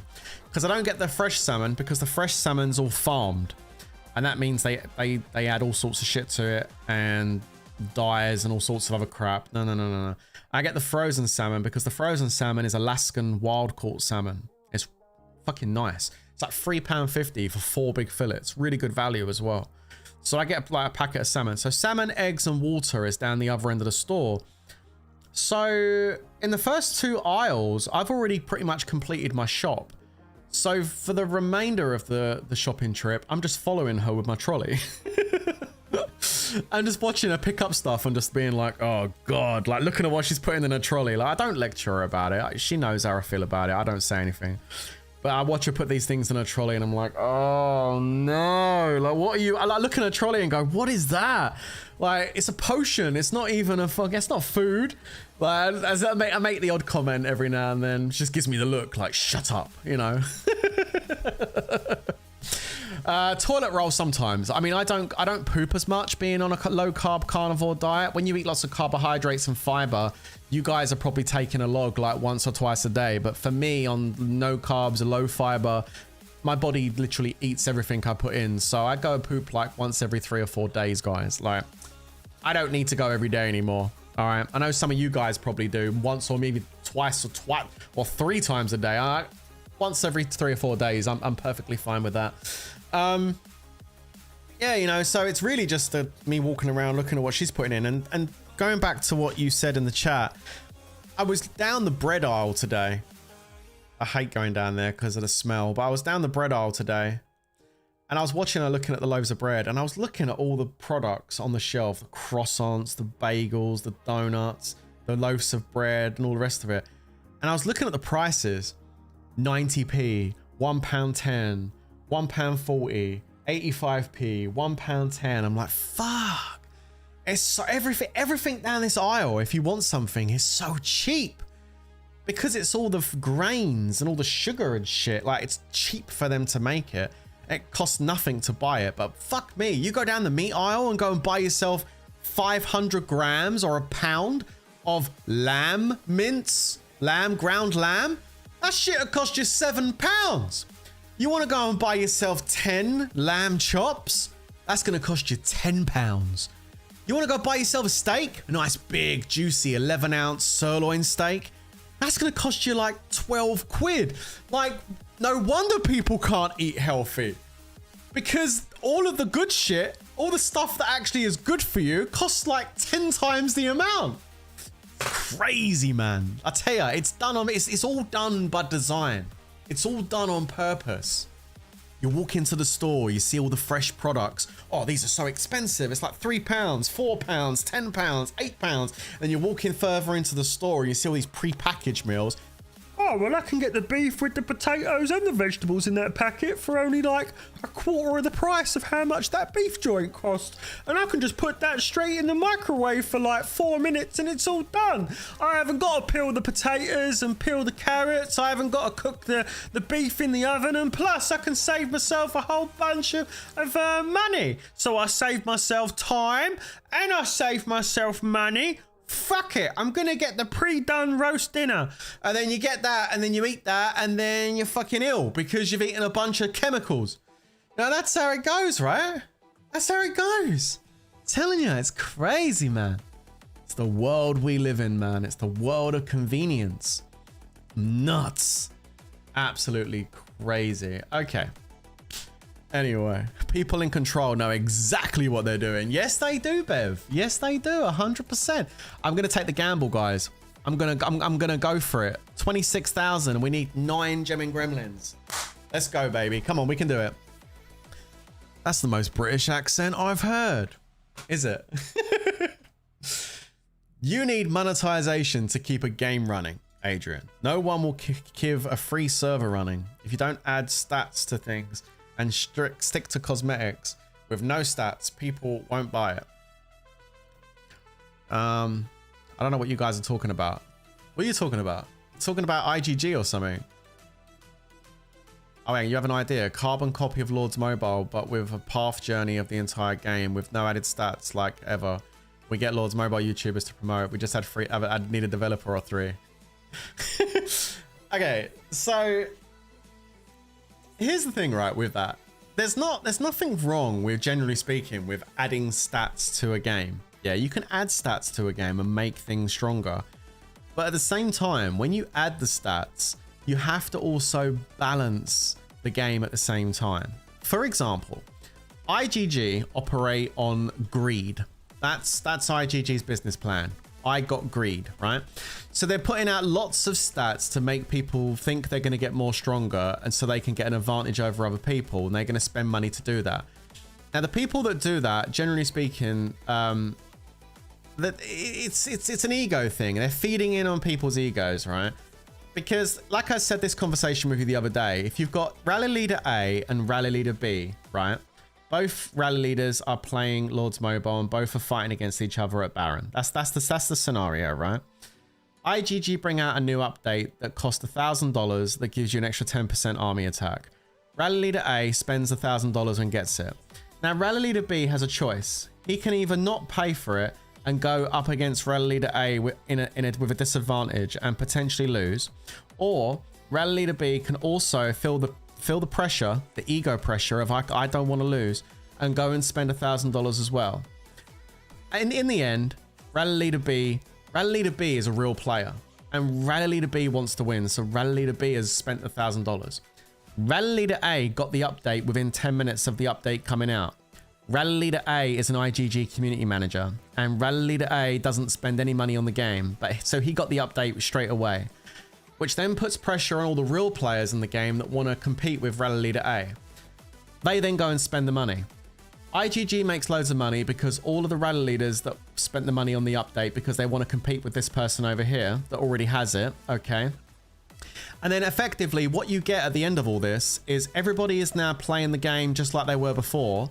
The only difference is IGG's made a load of money in the process. Nothing has changed. They're now playing the exact same game with the exact same game mechanics. They now both have 10% extra army attack, so there's no advantage, and are now playing the same game. The only thing that's changed is they've spent money on the game and IGG's made money. Right? And this has been the business plan of IGG for the last so many years. For forever, for years, for most of the game. They don't ever add anything to the game that changes the way we play the game. The last update that IGG did that actually benefited Lords Mobile in a huge way and changed the way we played the game and actually made you use your brain a little bit was the Familiar update. That, in my opinion, was the best update IGG have ever done in Lords Mobile. See, I don't always slate them and be angry and say bad things about IGG. I also say good things when they do really good things and give them praise. That was a massive W for this game. The Familiar update was fantastic because it changed the way that you attack people. It gave you more power, but it gave you the option to choose different combinations of familiars. And even after a very long time of the familiars coming out, people were still finding new combinations to try and counter what they were fighting against. It added another layer of strategy to the game. Fantastic. Yes, it cost money to do it. They're a business. They've got to make money. I don't begrudge IGG making money, but when they do it in the right way, and the familiars was the right way, that was fantastic. It wasn't overly expensive. It did cost a good money, and it was something you did over a period of time if you didn't have the money to spend out on it straight away. Obviously, if you had the disposable income, then boom, you got it immediately. But it was just a really great update. The community loved it. The community responded very well to the familiars. But ever since then, there hasn't been any of that. There's not been any extra layers to the strategy, any layers to the game. No more depth to the game added. Every single update that's come out has been nothing but stats, stats, stats. And there's not been any balancing. You know what I mean? Like, okay, if you're going to bring stats out and you're going to make people pay to get lots of stats, then okay, great. That's fine. But you also need to balance the game so that people that are defending need to, especially their castles, need to be able to defend against these higher stats. Not just say, oh, well, if you want to defend, you got to go buy the stats as well. No, that's just silly, because that's not how the game runs. That's not how the majority of the community plays. Only the rally leaders really want to min-max stats at every opportunity. Not everybody in the guild. And so what they did is they essentially alienated 80% of the players in the game, because most players don't want to min-max and push heavy stats. So they just alienated most of their community with these updates. Essentially, that's what they did, right? So beginning of the stream, okay, we aren't going to diss IGG this stream now. Okay, so IGG sucks. No, I'm not saying IGG sucks. I'm not in a rant. I'm just talking about, you know, the positive things they've done and then the things which have kind of outweighed that. But yeah, I'm not getting into a negative thing. No. Just saying. You have more stars, by the way. Do I? I don't even know how many gemming gremlins we just found out of that 20 odd. Did you send me some stars? You shouldn't do that because it's expensive to send stars. It costs a lot of gems. Please don't use all your gemmies. Don't use your gemmies, mate. Let's have a look and see how many gemming gremlins we got at the end of this. We're almost done with this one. They would make more money if they listened to the community. I think so. And I agree with that as well, Adrian. They would have more steady stream of income and happy community that will play the game for a lot longer. Yeah, I agree. But the way they've been doing things has just been kind of strange. You know, rather than focusing on Lords Mobile and really honing it in and working with the community to make the game great, instead they've just forgot about the game for 3 years. Pretty much just palmed us off with a with a collaboration every month with no real decent updates at all, and then gone off and done other things with IPs. And the thing is, we knew this was going to happen over 2 years ago now, when we done the live stream and we sat here and we watched the investors meeting where IGG was talking to their investors about the whole company. They laid out their business plan for Lords Mobile for the next 3 years. This was 2 years ago. And they said, for the next 3 years, we are not focusing on Lords Mobile. We are focusing on Doomsday and we're focusing on Viking Rise. They said that 2 years ago, and they went ahead with that. The only people they seem to communicate with are their investors. They tell their investors that Lords Mobile's got a great active user count and it's doing great. I mean, you're an investor, get out. Don't invest. But yeah, no, it's not got an great active user count. It's mostly bots. Yo, did you send me some shit? Yo, Sneaky! My God, he sent me 20,000. Thank you so much, dude. Yo, stop sending me shit, bro. Oh my God. Can we get some W's in the chat for Sneaky? Thank you very much, Sneaky. I appreciate that. So yeah, like it's we only got 2. Oh hell no. That's not good. We only got 2 out of 26,000 stars. Did I get scammed? Oh my God. Well, I mean, holy shit. That's not good. But they wouldn't make more money. They would make a lot less. That's for sure. Yeah. MLBB has 100x more players than Lords. What's MLBB? Monster League? I don't know. You have to try Vampires Fall 2 on stream. It's free to play, and trust me, it's bloody great. Is that a pun? Bloody, because it's vampires. I'll have a look. Vampires Fall 2. I'm going to Google it now and have a look. I don't know. I'm very hesitant about starting another mobile game, man, because they're just always the same thing. It's just money, money, money. They're all these mobile game developers are just the same. I mean, even Blizzard couldn't make the mobile version of Diablo without making the PvP completely pay to win. Right, I'm gonna type something into Google. Is Vampires Fall 2 heavily monetized?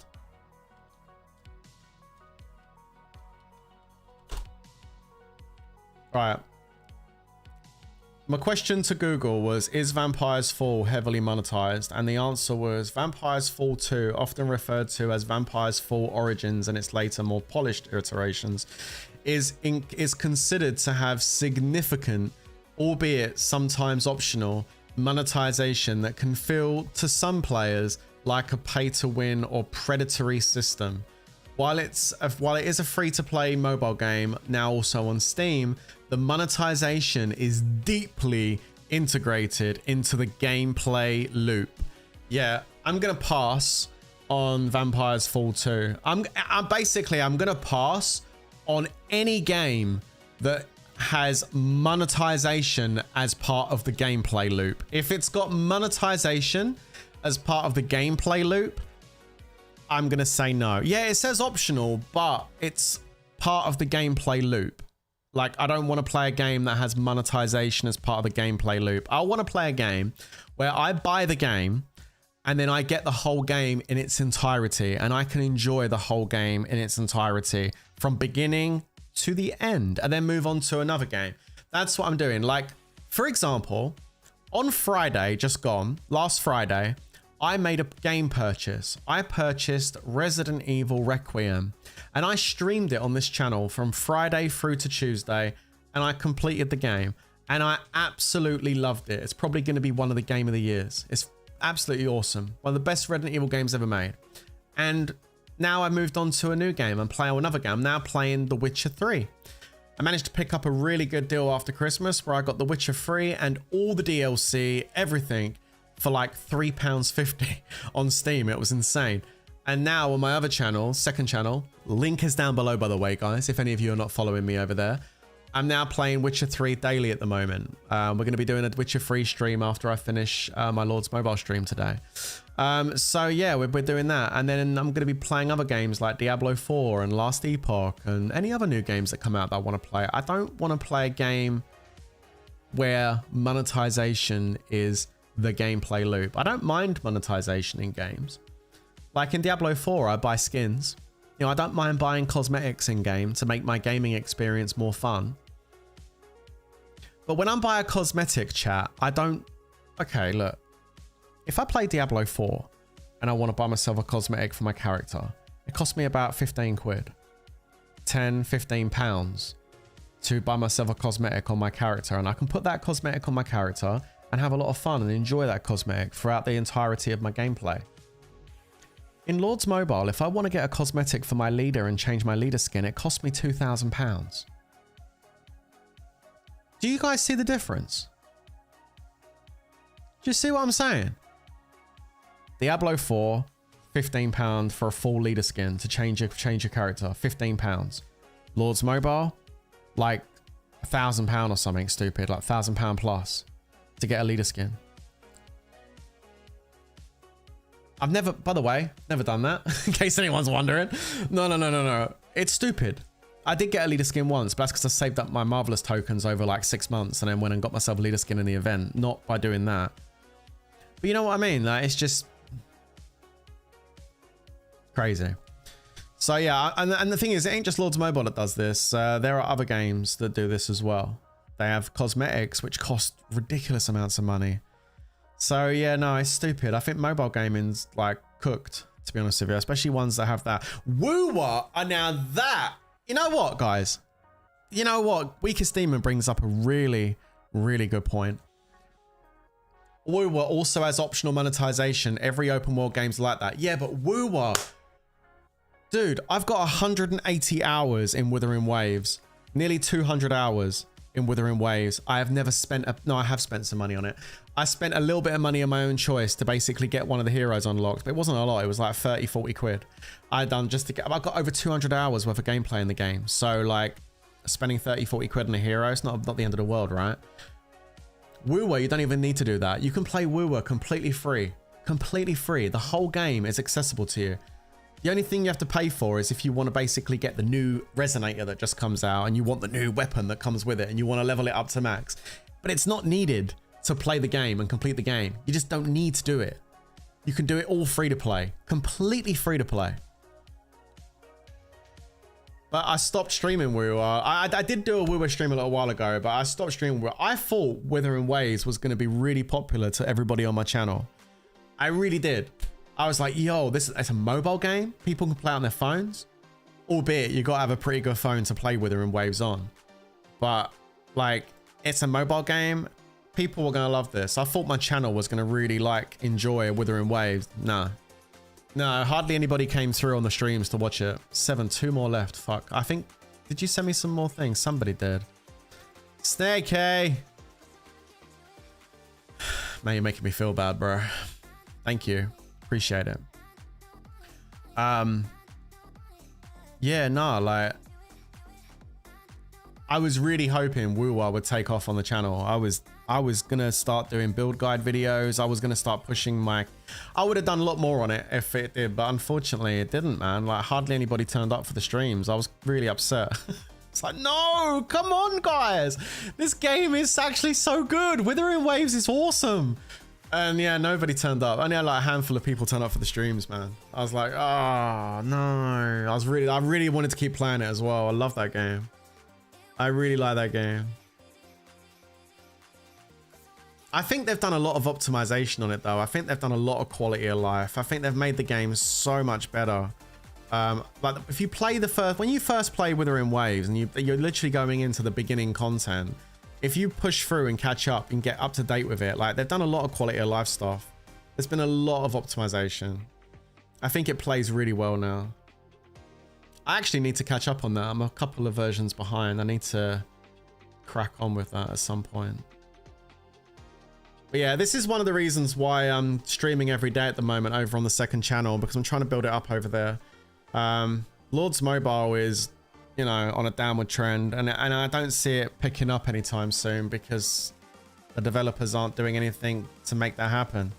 So we're just going to keep going down, down, down, down, down until there's nobody left. And the trouble is when people stop playing Lords Mobile, they stop watching Lords Mobile content. So our streams and videos, you know, decline, decline, decline as well. So yeah, this is the downside to having all your eggs in one basket on a YouTube channel, having your channel based around one game. You try and play something else and it's almost impossible because everybody wants you to play the game you're known for, right? I don't understand that. It's stupid in my head, but it is what it is. But I need to start building up the other channels so we can get more of a broad gaming audience, because I can't just do this. Otherwise, yeah, it's just going to be, you know. To be honest, WP, the game is it's fun to play, but I couldn't go through the story. I would have watched more of the Woo streams if it was focusing on end game content, but the main story for Woo actually skipped. Yeah, see, that's the thing. I knew that was going to happen. Yeah, especially considering I got in like a year after the game come out and I was watching the story. I would imagine that would be quite boring for a lot of people that already played Woo. Some people just don't like the story narratives on streams. I do personally, but I'm getting a lot more, I think I'm getting a lot better result playing The Witcher 3 because the narrative is so interesting, you know, with The Witcher 3. It's a much more interesting narrative and the characters, I guess, are a bit more interesting over on the Witcher game. And I think the script writing's a lot better and the stories are interesting. So thank you, J-Man, for helping me with that. So yeah, I think going through the narrative on The Witcher 3 is having a much, I think people are enjoying that a lot more than say doing it with Withering Waves. But it was my first time experiencing Withering Waves, so I wanted to listen to all the story. I wanted to, you know, learn about the characters and stuff. But I understand where you're coming from on that point, absolutely. I loved your reel when you got Full House Crimson Mains. Oh, that was crazy, dude. That was the first time that ever happened. That was nuts. The first impression of a game matters to a lot of people. People ain't waiting 100 hours for it to become good. Yeah, that's a good point. That's a good point. To be honest, I personally didn't get a notification. I always tell you guys, if you never get notifications when I go live, if you want to make sure you always get a notification when I'm live, then make sure you go ahead and follow me on the Discord server. You don't need this, a free Discord server. You can come in and hang out with the rest of the peeps in our community. There's even a channel in there so you can post what food you're eating so we can all look at your food pics. The link for the Discord is down below in the description. You can hit that, join the Discord, and you will get a ping when I put a video up and when I go live. Story games are harder to get audiences for. Yeah, they are. I agree with that, especially if they aren't 0 day. Yep, you're better off finding some games to play that are high pace, fast action. True, but I want to continue doing story-based games, so I will get to the point where I've played all of the oldest games and I'm up to date with it and I can just play the new games on day one kind of thing. And it's a double-edged sword as well, Adrian, because sometimes you say that, but then I had lots of people come into the stream over the weekend when I just played Resident Evil, which was a brand spanking new game on launch, and people were coming in saying, is the game good? I don't want to stay because I don't want the spoilers, but is it good? Yeah, it's fantastic. All right, cool. Have a good stream. You know, so some people won't come and watch a story-based game on day one because they want to experience it themselves first. And then what a lot of people do is they play the game themselves, they enjoy the story, but then they want to go and watch streamers play it. And there is already a lot of big streamers that do stuff like that, and everyone's got their favorite ones. Fair enough. But I don't think I'm ever going to get there unless I actually do it. And it's going to start off with a small audience. I know that. But yesterday on Twitch, we had over 20 people on the Twitch stream yesterday. Hey, that was pretty good. I had over 20 people on the Twitch stream yesterday. We had like, you know, 20, 25 people on the YouTube stream. It was a real chill stream. Some people are watching, some people are just listening. You know, it's nice, man. And I'm slowly building it up. And it's a brand new channel. It's going to take time. Yeah, it would be awesome, man, if like a massive amount of my Lords Mobile audience over here came over and supported the second channel, helped boost it up, get it monetized, all that kind of stuff. Oh, that'd be amazing. But that hasn't happened. I haven't asked for that either. I only want people to come over who are actually interested in watching the content. There's no point going over there and subscribing if you're never going to support that content. I mean, that's just a dead subscriber. Like, what's the point in that? Like, I only want people to come over if they really want to see me play all these other games. And a lot of people have come over, have done, so that's good. The quest is finished. I know. I just let the stars go because I was chatting. I'm not going to take any more star quests. It's just like with Lords Mobile though, man. When I first started playing Lords Mobile, I had like nobody watching me. You know, I made a few videos and then I started doing live streaming on it from my phone. But like, I had like hardly anybody watching me on Lords Mobile when I first started streaming. I had hardly anybody watching my videos. You know, and I could have looked at it from the perspective, oh, you know, there's no point me doing this anymore. There's no point me making these Lords Mobile videos or doing these Lords Mobile streams. There's already so many Lords Mobile creators that are well established. You know, back then you had Stridox, VNN, Avatrex, and loads of them. Loads of them. There was lots, right? That were all the original kind of like people that did it right from the start. And I could have said to myself, oh, there's no point doing this because there's so many of these people already established. The audience is already kind of cornered. And I continued putting out my videos and I used to continue getting excited for getting 100 views. Like, oh my God, I got 100 views. Hell yeah, let's go. You know, in my first hour, the video's been posted up. I got 100 views, guys. 100 people have watched my video. Oh my God. I used to get so excited knowing that 100 people watched my video. And I just kept doing it. Just kept doing it and doing it and doing it. And then we got to the point where it wasn't 100 people watching my video in the first hour. It was like 500 people. And then it was 1,000. And there was a point when Lords Mobile was popular like 4 years ago. I used to get like 30, 40, 50, 60,000 people just watching me do rallies. Wow, that's a big difference, isn't it? From like 100 people watching your video. Now you got 40, 50, 60,000 people watching you do a rally. Like, holy shit. You know, make a video, how to make a solo trap. You got over 300,000 people that have watched that. Like, I could have quit at the start and got discouraged by the fact that I had low viewership. And then I never would have experienced what came a year later or 2 years later of hard work, you know, putting the videos up and stuff. If I never done that, then I wouldn't have got there. So there's different ways of looking at it. I've been there before, I've done it, I've got the t-shirt. And one thing's for certain is I'm not gonna get discouraged because I boot up a live stream and I got 20 people watching me. I'm happy I've got 20 people watching me. Let's fucking go. I'm playing a video game right now and I got 20 people watching me on YouTube. Fuck yeah. I get excited by that shit. That makes me happy, you know? So I'm down for it. And I don't care if I have to stream to 20 people for a year or 2 years. I can only but hope that if I'm consistent and if I'm regular and I'm there for everyone, hopefully people will be there for me. So I'm just going to keep going, you know, and doing what I do. And what I'm doing is just going to be having a great time, playing the games I enjoy, and hopefully sharing some cool moments with everyone. That's it. There it is. You know what the funny thing is? Check this out. I just said what I just said, a very positive, uplifting message about not giving up and being positive about going forward.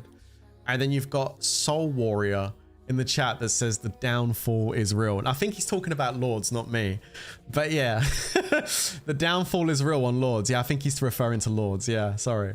But yeah, no, the downfall is real. Yeah, bro. I used to put a video up, which was like just rallying some people, TWK rallying or something. And he used to have like 30, 40, like 50,000 views. I put up a video of me trapping people in KVK.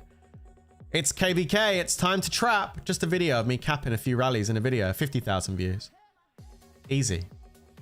And now I'll be lucky if I get 5,000 views on a KVK video, if I put a video up. Well, first of all, it's difficult enough to get people to rally you anymore now though, because of the bot system. Most rally leads won't touch anything if it shows up on their bot system as being online. They won't go near it. The way Lords Mobile is played has changed significantly. Back in the day, we used to have gung-ho rally leads that didn't give a shit. There was no bot system. They used to see in a castle, they looked at the might, looked at the kills, looked at the gear. Yeah, I can burn him. They'd set a rally and away they went. But nowadays, you know, you got fucking rally leaders with their 4-inch thick glasses on going, let me just check my bot system. Oh, they've been online for about 20 minutes in the last 24 hours. Oh, let me just pick my nose. Oh, yes, I don't think I'll rally them.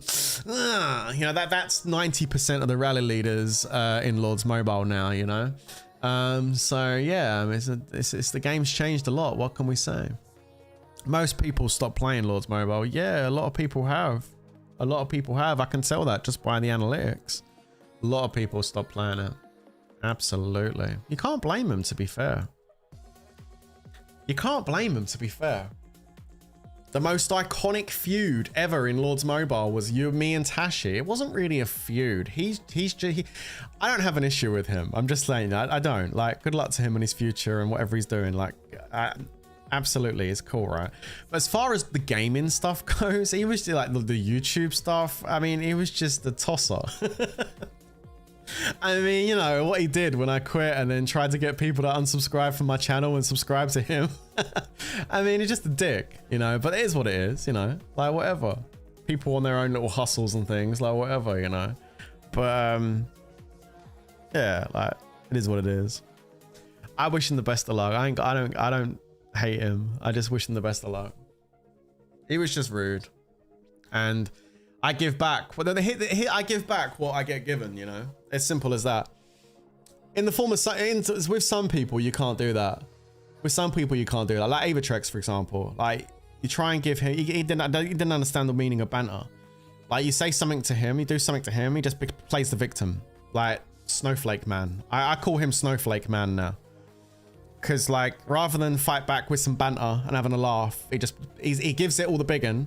And then you give it back, and then, oh, I'm a victim. You know, fuck off. Yeah, whatever. I can't stand people like that. Like, give it all the mouth, and then you give it back, and then they're a victim. Oh, look what he said to me. Oh, hell. You know, it's like, fuck, come on. So, yeah. I think my British banter was too much for him. It was too much for him, I think. He couldn't handle the British banter. He had victim syndrome. And then he just disappeared off the face of the earth. God knows what happened to him. I still think he was fully contracted 100% by IGG from the start. The funny thing is, right, I'll tell you something funny. Yeah. If you look at the Lords Mobile Facebook page and you look at the people that have streamed on that Facebook page and go right back, and I mean right back to like the beginning stuff, you'll find a person streaming officially on the Lords Mobile from IGG on the official Lords Mobile channel. You'll see it, and the background they've got is like red and black noise muffler wall panels on where they're streaming.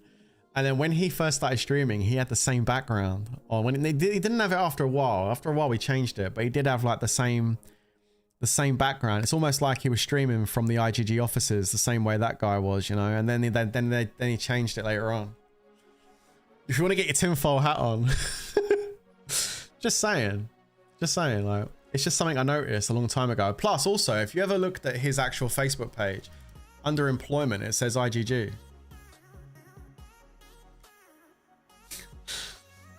Leave it at that. He still posts on Twitter. Does he really? Oh, good. That's good. At least he's alive. That's good. But yeah, no. If you want to get your tinfoil hat on, he was always an IGG employee, 100%, since the beginning. 100%. I don't think he paid for his own packs. I think it was all IGG bought, the whole account. I reckon he had like a monthly allowance. They gave it to him. He bought stuff. That's my opinion anyway. I'm just saying, look, listen, it is what it is. But I you know, end of the day, it's a guy doing his job, like, good luck to him. But yeah, no, I think he was an IGG guy, IGG employee the whole time. Yeah. I think I knew that. There's nothing worse, right, for me as a legitimate player of Lords Mobile and not an IGG lackey, right? To have someone like him making content and talking shit to me, and he gets paid by IGG, the people that make the game. Do you know what I mean? Listen, me and Avatrex always butted heads. We never liked each other from the beginning. I'll tell you what happened with him right at the beginning. Right at the beginning, when I first started making Lords Mobile content, Brando Free-to-Play invited me to a line group, which was a line group of all the YouTube content creators. And so I joined this line group, and inside this line group was everyone that was making Lords Mobile content. They were all in there. I actually felt really special to be invited there. I was like, damn, thank you so much for inviting me in there. It's really nice of you. And I was in there for a while, and we used to chat and help each other all the time in there. I used to make thumbnails for Brando. If you go back on his channel, you'll probably spot some of his thumbnails that look something quite similar to mine. I made him some thumbnails before. Brando actually helped me out a shit ton. He showed me the original programs I used to use on my mobile phone to make thumbnails for my videos and whatnot. Like, Brando's really cool. He's a cool guy. But Avatrex was also in that line group as well. And I remember about 2 or 3 days before Guild Showdown was coming round, I was in BRR at the time, and Roman S messaged me in PMs online and told me about BRR strategy in Guild Showdown. And she turned around and said to me, it'd be a really good video. You should make a video about it. I was like, yeah, actually, I think I will. So I decided to go ahead and make a video on Guild Showdown. The video was called How to Win Guild Showdown Every Time. There was no videos on YouTube about this before I'd done this video. It's the first one. And basically the video went into detail about how you set up how the leadership can set their guild up with the rotation of range, inf, cav, range, inf, cav, range, inf, cav, range, inf, cav, or inf, range, cav, whatever it was. Basically a rotation. I know you guys probably do this. Your leadership teams get you to do this now, and you're like, it's just a thing. But this is where it originated from back then, years and years ago, when I put that video up, showing how to do the rotations. This is how you want to go counter your enemies. Now, Guild Showdown's changed a lot. I mean, with the increase in stats and everything, most people do a lot of like mixed marches in the Guild Showdown. So it's changed a lot now, but I'm talking like 6 years ago, 7 years ago. So I made this video, how to win Guild Showdown every time, and it showed the rotations of how to do it with your guild. Each member does a different troop type, right? The video was very well received in the community. Very well received in the community. If I go to YouTube right now and I type in how to win Guild Showdown Lords Mobile and press enter, there's probably a bunch of videos now, but #1 video that comes up is a video by some content creator called Worthy Prince. And it was made 7 years ago, and it's called How to Win Guild Showdown Lords Mobile, and it's got 71,000 views on the video. Funny that. So I posted this video, and it was received really well by the community. Everybody loved it. And that video was posted 7 years ago. To the date, it was posted on the 1st of August 2018. The 1st of August 2018. Wow, that was such a long time ago. Well, the funny thing is, right, if I look at also the other videos there is another video that was posted on the 29th of August 2018. So 28 days after I posted my video about Guild Showdown, right, and got 75,000 views on, somebody else posted a video on the 29th of August. So 28 days later, Avatrex posted how to set up for Guild Showdown Lords Mobile, and he's now got 29,000 views on his video. And I saw him post this video a month after mine, and I tagged him in the line chat, and I said, Avatrex, you could have saved yourself a whole lot of time if you just wrote, if you want to learn how to win Guild Showdown, just go and watch the video that Worthy Prince posted 4 weeks ago, because you've literally ripped off my video from 4 weeks ago. And Avatrex was very quick to come into the line group and shout his mouth off and say, you don't own the content. You don't own the content. You don't own Lords Mobile. You can't dictate to me what I'm going to post. Now, it was at this moment I realized this guy is a cunt. And I was like, okay, there we go. Well, he showed his true colors to me 7 years ago. So I knew what I was dealing with 7 years ago. Before the drama, before you guys knew there was drama, I knew the type of person I was dealing with 7 years ago. An absolute cunt. And that was that. And we never liked each other since. I think he's an absolute dickhead. You know, and the fact that he's an IGG employee kind of makes more sense, doesn't it? When you think about it. It's like, well, of course he's a dickhead. He's an IGG employee. They're all a bunch of dickheads. So yeah, there you go. There you go. All right. So there it is. Complete admin quest. I mean, it all makes sense when you think about it. I mean, you know, but yeah. Yeah, the drama in the community. I know there was always drama in the community. I know. Tell me about it. Everybody was competing against each other. Everybody wanted eyeballs on. The thing is, something I've learned over the years, right, of doing YouTube, right? It doesn't matter if you post content really that somebody else posts. Back then it pissed me off, but now it's like, whatever, you know? It doesn't matter whether you post content that somebody else does. When the audience is playing a video game, they consume as much content as possible around that game, yeah? So, especially with things like build guides, for example, a really good example is The First Descendant. I played The First Descendant, which was a mobile game made by Tencent. It done very well on the channel. The First Descendant actually outperformed the Lord's mobile content significantly last year. Tens of thousands of views on the build guides I made for First Descendant. It smashed Lord's mobile into oblivion. The only difference is First Descendant died out a bit because the end game was kind of poor. So after a few months, it died off, which I was really disappointed about because I was hoping that was going to replace the main content on my channel at the time, to be honest with you. But the thing is, I made build guides that many other content creators made build guides for as well. You know, like I put build guides out for the new heroes and other content creators, bigger content creators than me. I'll give you an example of, do you guys know a content creator called Moxie? He streams on Twitch and he makes videos on YouTube, does a lot of build guides for things like ARPGs, and I think he still does it for First Descendant actually. Don't know if you guys have ever heard of Moxie. It's a pretty decent sized content creator. He was putting out content that was really, Moxie in person. Oh, sweet, cool.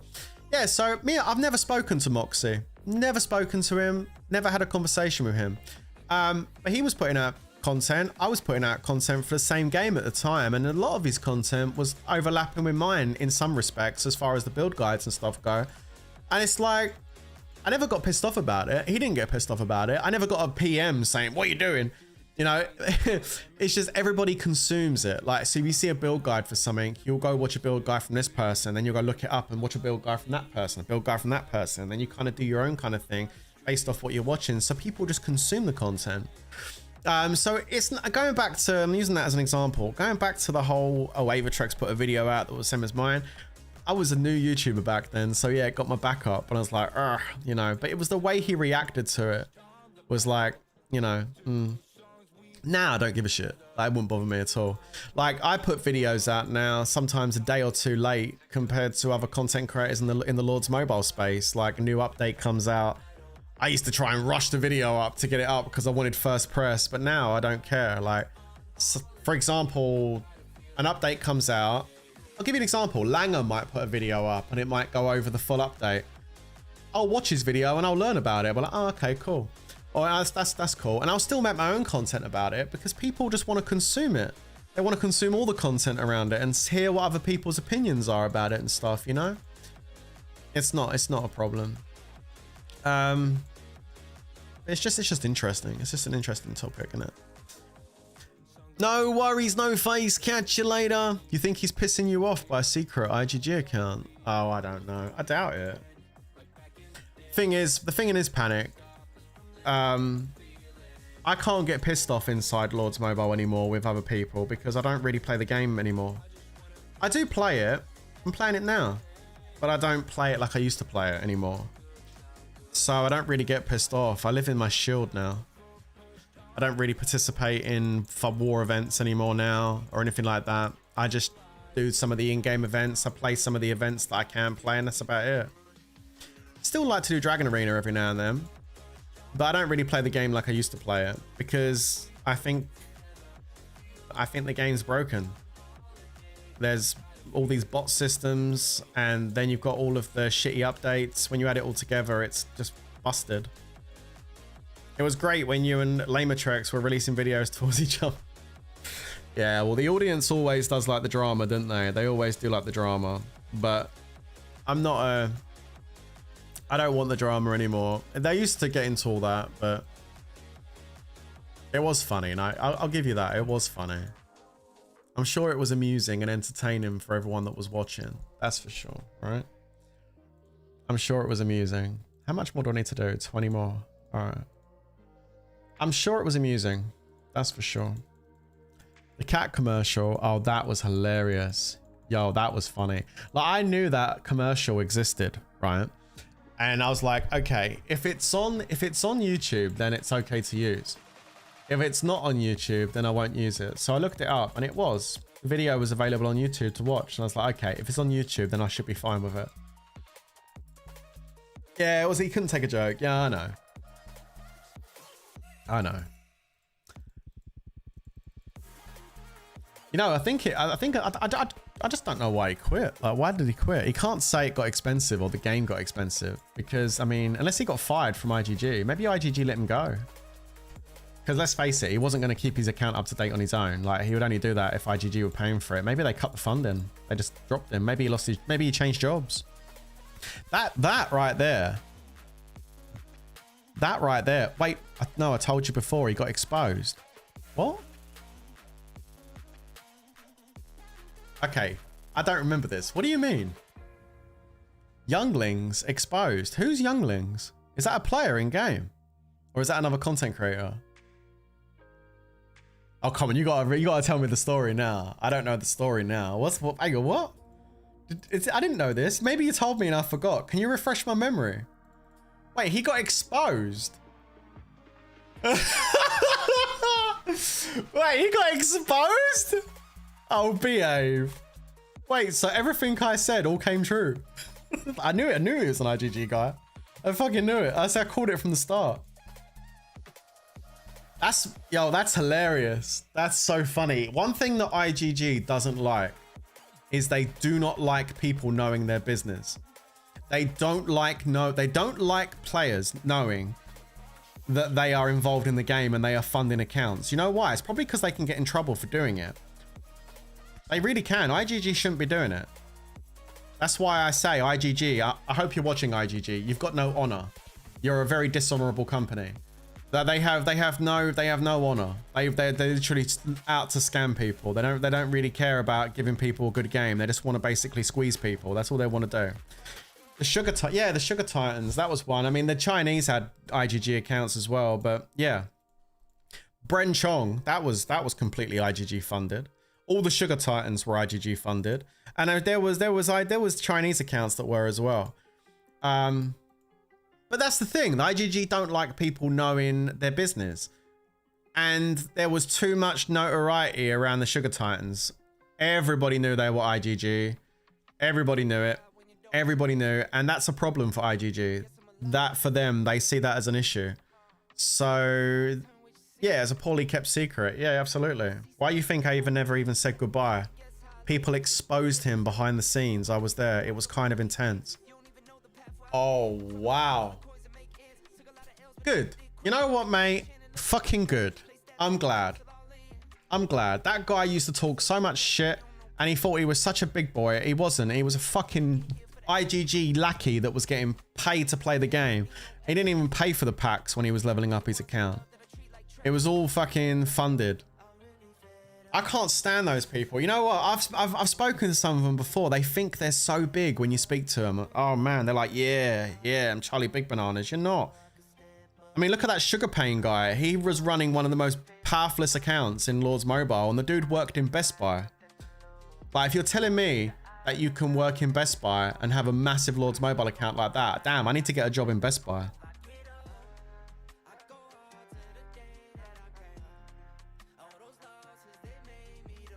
So they can do whatever they want, trust me. After I got banned for the turkey thing, I tried to get a lawyer, and he pretty much told in the terms of service in the States that your account isn't even owned by you. Yeah, true.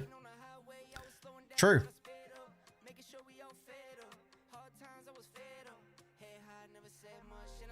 Wait, what? He's a terrible person. Minors. What do you mean minors? Hence why he started posting cat rescuing videos to look good. Wait, so that was all part of the image, trying to make the image better, trying to give him better image for publicity. Oh my God. Mental Aftermath says I've currently got Ava's account on a bot. Delete the gear, delete the gear. Oh shit. So that was all part of making his public image better by posting all those cat rescue videos to try and make him look better in the public eye. Oh, what is fuck is going on? I don't know. We're uncovering some shit right now. This is great. What do you mean minors? Yo, Lagcats, what do you mean minors? He's a terrible person, minors. What does minors mean? I don't know what you mean. You're gonna have to explain. What does minors mean? Oh, that's wild, man. God, imagine getting like called out in, oh, that's crazy. Yeah, Lagcats has revealed all. I know. Kids, what do you mean kids? Oh, shut up. You talking about like Epstein shit? No. What? Okay. Oh, wow. Is that true? Oh, no way, dude. I didn't know about that. I never knew about that. Holy fuck.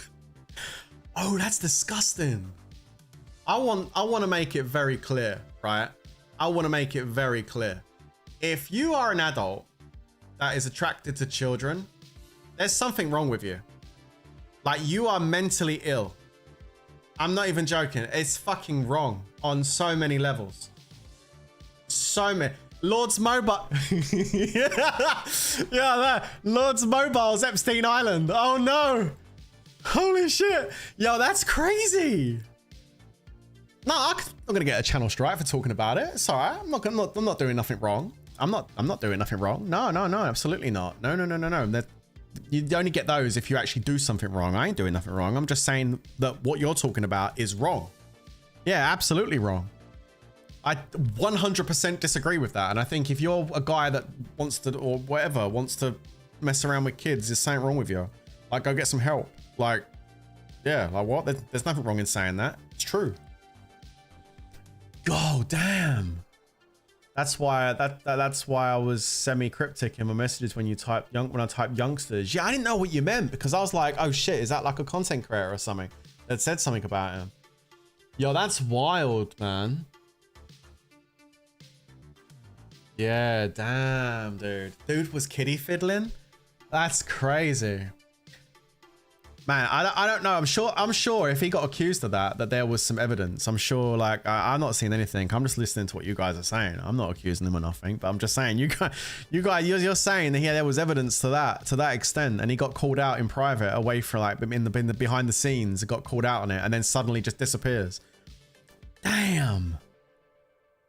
Yeah, for us, that's what I'm saying. Mental Aftermath makes that's what I was getting at, Mental. You make a really good point. Throwing that around without proof, though. Careful on that. I know you're saying he got exposed, but only one guy talking about it and no proof so far. Yeah, exactly. That's a very good point. And I think it's very important to acknowledge that I am not accusing him of that. I'm literally reading the chat. And I'm saying, hey, if what you're saying in the chat is true, then wow, that's insane. And I'm also saying that I disagree with that. And I think it's wrong. I'm not saying he was doing that or is doing that. Okay.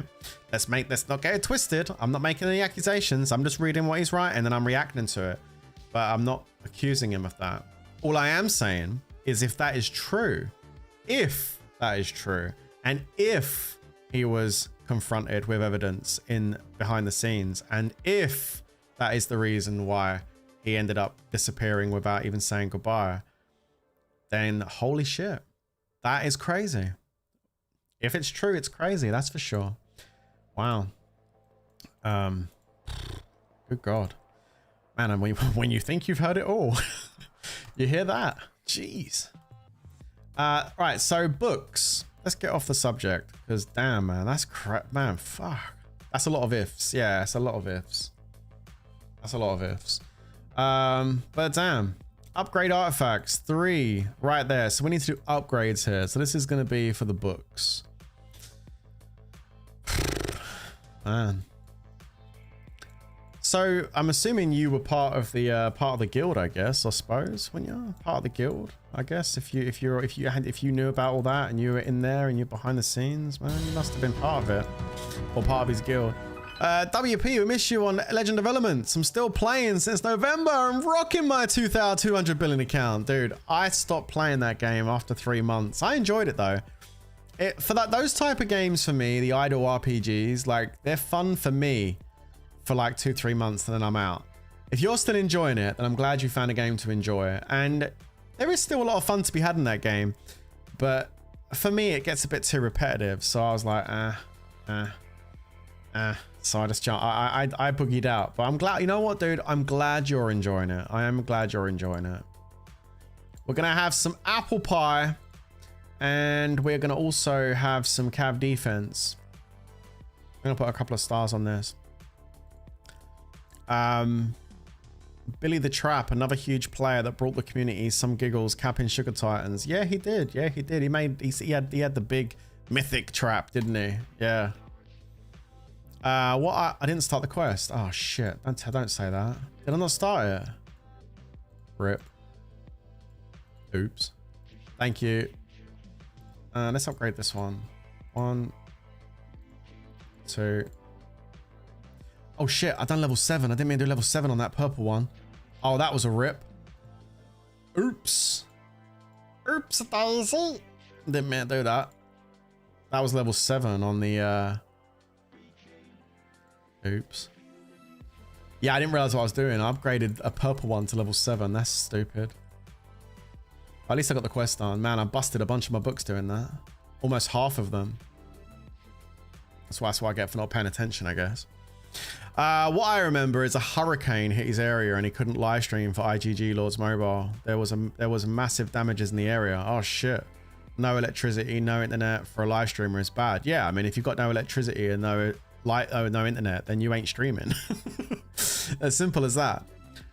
Yeah, no, Mario, you're probably right though. There probably was that. I mean, where he lived, I think it was like what, Dominican Republic or like somewhere around there, or Florida maybe. I don't know, somewhere in the southeast of the states, I think, or you know, around that kind of area.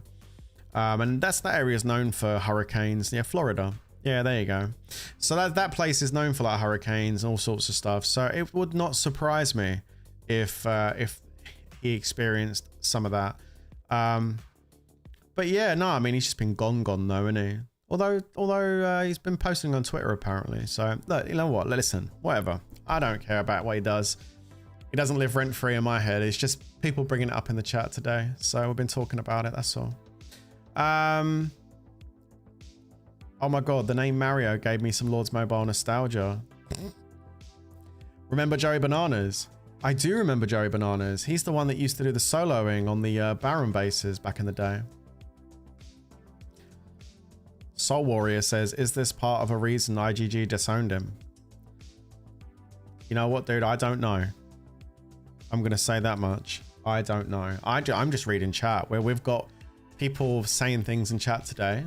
And I'm just reading it and reacting to it a little bit. I don't know. I don't know anything. I'll tell you what I do know. As far as what I do know is IGG have game managers in the game that go into new kingdoms. They run accounts. They're there to help promote spending. They're there to help promote people spending money in their accounts. I know that when you go to Baron and Emperor, you are playing against IGG accounts most of the time. And they're there again to compete with you to make you spend more. I know that IGG shouldn't be doing this. And I know that IGG know they shouldn't be doing this. But IGG do this. Do I have any proof of this? No, just a conversation I had with an ex-IGG employee. That's about it. I know that IGG have players on contracts. I know this because somebody that was on a contract with Lords Mobile told me they were on a contract with Lords Mobile. And then told me to shh. Because if Lords Mobile found out that I knew they were on a contract, they probably would have lost their contract at the time. Which is why at the time I did. Shh. Because I'm not a dick. But later on, once the person stopped playing the game, I spoke about it years later. But not at the time. No. Because the person who it was the R5 of BRR. And they were a very nice person. I wasn't going to throw them under a bus. But years later, once they stopped playing the game, it doesn't really matter, does it? So, yeah. So I know IGG have very dodgy dealings inside Lords Mobile, and if they do it in Lords Mobile, that means they do it in all their games. In fact, I told you this story many times, and I don't want to go through the whole story, but the short version is I joined a guild once to get some free gifts, and there was a guy who was an R4 in the guild that let me in, and his name in the game was Vegas. And I spoke to him online, and he explained to me that he's been doing contract work for IGG for a very long time. And the reason why his name is called Vegas is because he was a player in the Vegas Texas Hold'em poker game that Lords Mobile also run, or IGG also run. If you check out IGG's mobile games, the first mobile game they put out was a game called Texas Hold'em Poker. And he was a player that was contracted by IGG to play the poker game against real players and use fake money that fake credits that IGG would give him to raise people in the poker games to make them lose their money. That right there is illegal. Just in case you're wondering, that right there is against the law. That's breaking the law. And IGG did that in their first mobile game. That's how long IGG have been breaking the law. They did it in their Texas Hold'em poker game. This guy told me that he was one of the players that did it. And before I left the guild, he gave me 650,000 gems worth of free jewel chests because he also had access to free blue diamonds in Lords Mobile as well, because he was contracted on there with IGG across their games. So he could go in any IGG game he wanted and get free credit and do what he wanted. So before I left, he gave me almost 1 million gems worth of jewel chests because it didn't matter to him. There was no monetary value for those gems. It was free for him. So he didn't mind giving me it, obviously. So yeah, IGG have been cheating in their mobile games since day one. So obviously with Lords Mobile and any other mobile game they make, they're going to have the same strategies where they put players into the game under contract, or they have their own staff members in the game that are playing to push you up and make you spend more. This is just the way it goes with IGG. It's been like this since the beginning. This is the nature of their company. And it's illegal. It's illegal in Lords Mobile. It's illegal in Vegas, Texas Hold'em Poker. It's illegal in all their games, but they get away with it. And they continue to get away with it. And every time the community starts getting a whiff that they've got players on accounts doing stuff, they remove them from the game very quickly. Why do you think the Sugar Titans were all removed? They were removed because they had too much notoriety that they were IGG accounts. Bang, gone. Pulled out the guilds, renamed, rebrand, and given to new pilots, or given to the same pilots on the same contracts, but just under different names. I tell you, it's just one big scam. And the people that are on the contracts are getting paid. So for them, it's a job. They don't care. They don't care about you or any of you. They're just doing what they've got to do to get paid. They're putting the bread on the table. That's all they care about. The game managers are always the players that whale up in new servers and leave after a while. Yes, true. Insane that he even admits it to you, though. He could lose all his sponsorships from IGG and it's illegal. Well, no, you see, one of the people I spoke to who gave me a lot of information about how IGG operate is an ex-employee, so it doesn't really matter. He doesn't work for IGG no more. He actually left IGG and went and got a job working for Huawei, and he was actually one of my reps that I used to speak to at Huawei App Gallery, because I got talking to him about obviously the App Gallery offers and stuff, because obviously I was doing deals for the community, trying to get people some free vouchers and stuff. And yeah, like I spoke to him and I said, so do you know Lords Mobile? You know, you have a conversation with someone, you're going to talk about it, right? I said, yo, do you know Lords Mobile? He said, yeah, I used to work for IGG. I was like, oh, did you really? He said, yeah, that's where I used to work before I came to Huawei. And I was like, oh, sweet. What did you used to do for IGG? And he said, I was a GM. I said, GM, what's that? A game manager? He said, yeah, I was a game manager. I said, but you never see any game managers in Lords Mobile. You're talking about like the live chat. You were talking to people on the live chat. No. I was a game manager. I was in the game on an account, pushing the kingdoms up. Oh, what do you mean? You're gonna have to explain. I'm on an account, set an account up in the kingdom to make sure all the pay-to-play players all group together so they're all feeding off each other. Back then, you never used to get a public notification when somebody bought a gift. It was only inside the guild that people were notified that somebody's bought a gift. You never got the public like notification. So you needed to be in the guild to see someone bought something. So it was the game manager's job to make sure that all the pay-to-play players were all grouped together in the same guild, because you wanted them people seeing other people buying stuff, because it motivates them to buy stuff. When you see somebody else dropping blue boxes and purple boxes and gold boxes, it makes you want to go and buy it. And if you're a spender, you will. So it's all about getting the pay-to-play players together in a group and making sure they all start spending together and start edging each other on, basically, to spend loads of money. It was also the job of the game manager to make sure the free-to-play players kept playing, because that was going to be the krill. If you don't know what krill is, in the ocean, you have a big whale and they swim around. And what they do is they open their mouth really wide and they eat these big, massive shoals or schools of fish. And those fish are called krill. Well, that's what the free-to-play players are in Lords Mobile. They're krill. So it was basically the job of the game manager to make sure that other guilds were formed and they were free-to-play or low spend, and they kept going and kept pushing. You can do it, guys. Let's play Lords Mobile. And it's their job to level up and keep working their accounts, so that when the pay-to-play players were all ready to come out of their shields and start fighting, they actually had castles to fight and people to burn and people to kill. And it was the game manager's job to actually keep the environment of the kingdom healthy and keep all this happening.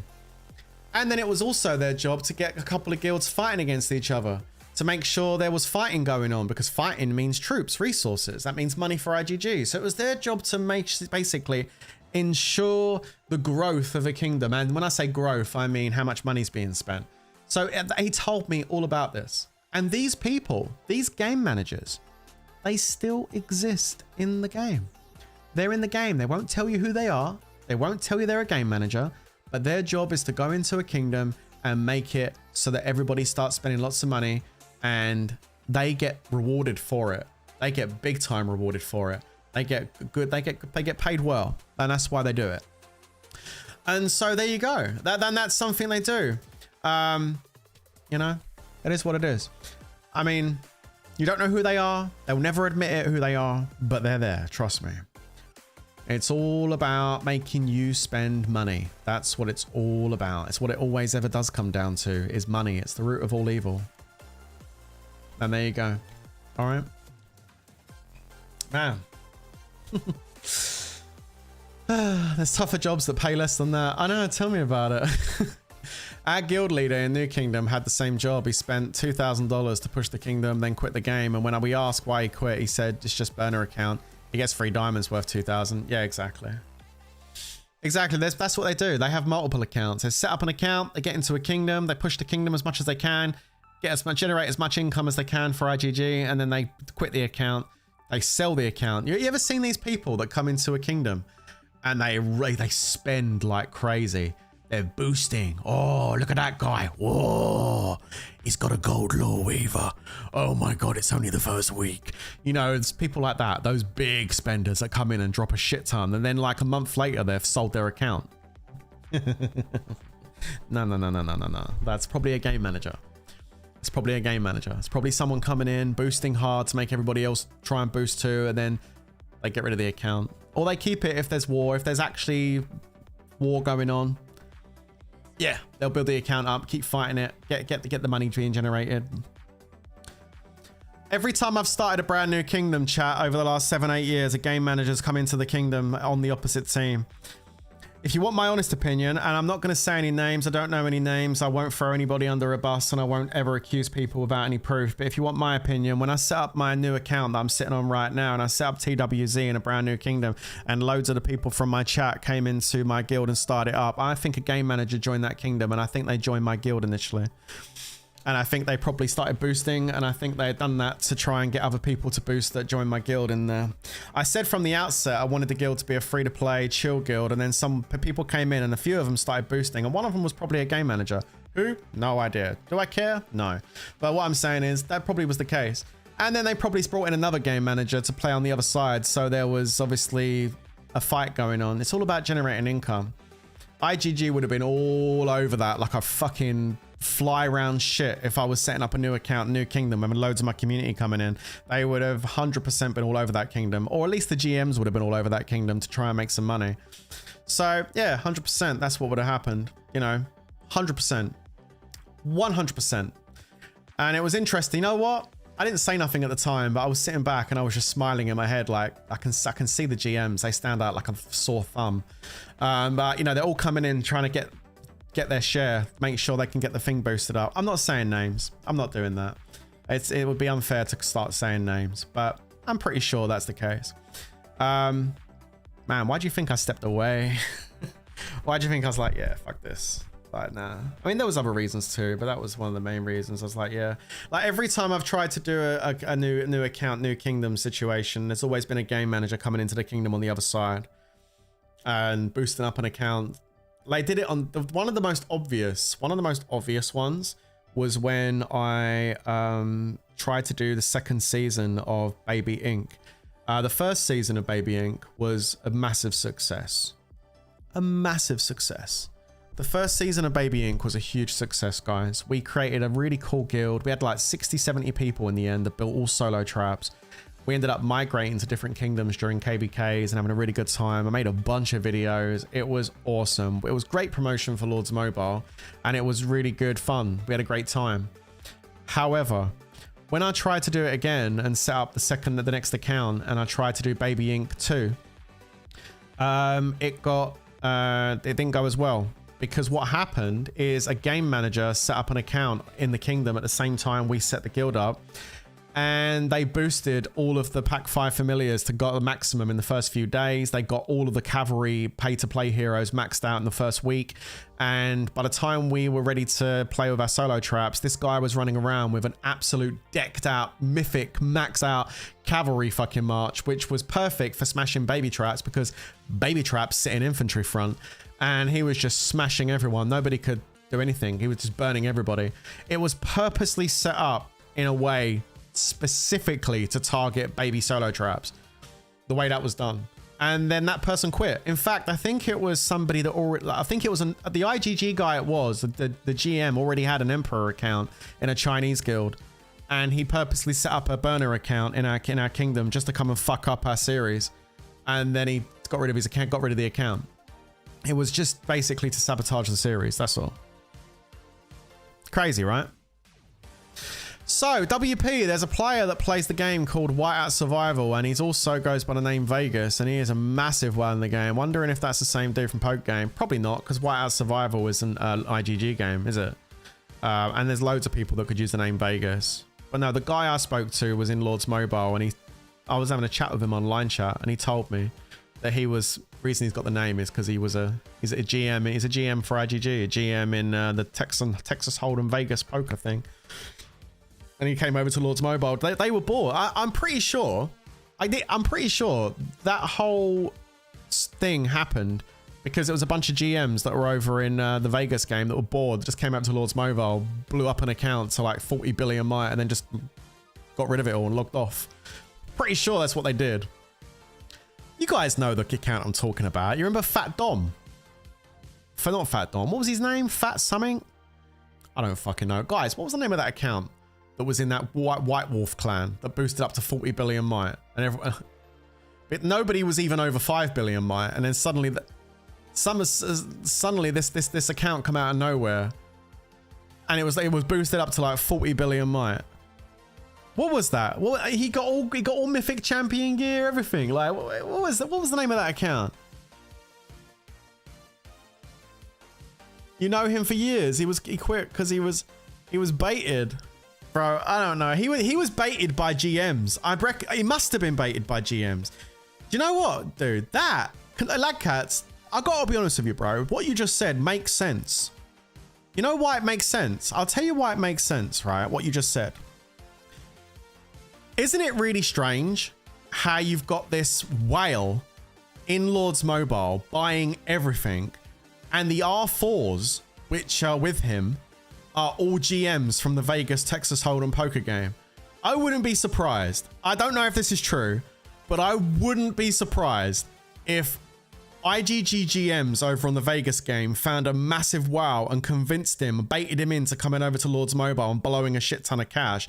They bring him over to Lords Mobile, they set up a guild, they bring him in, they sit in there as R4s, They get a whole load of publicity built up around it by inviting loads of streamers and content creators in to come and, you know, record opening up all the boxes just to give this guy some notoriety, to make him feel good. You know what I mean?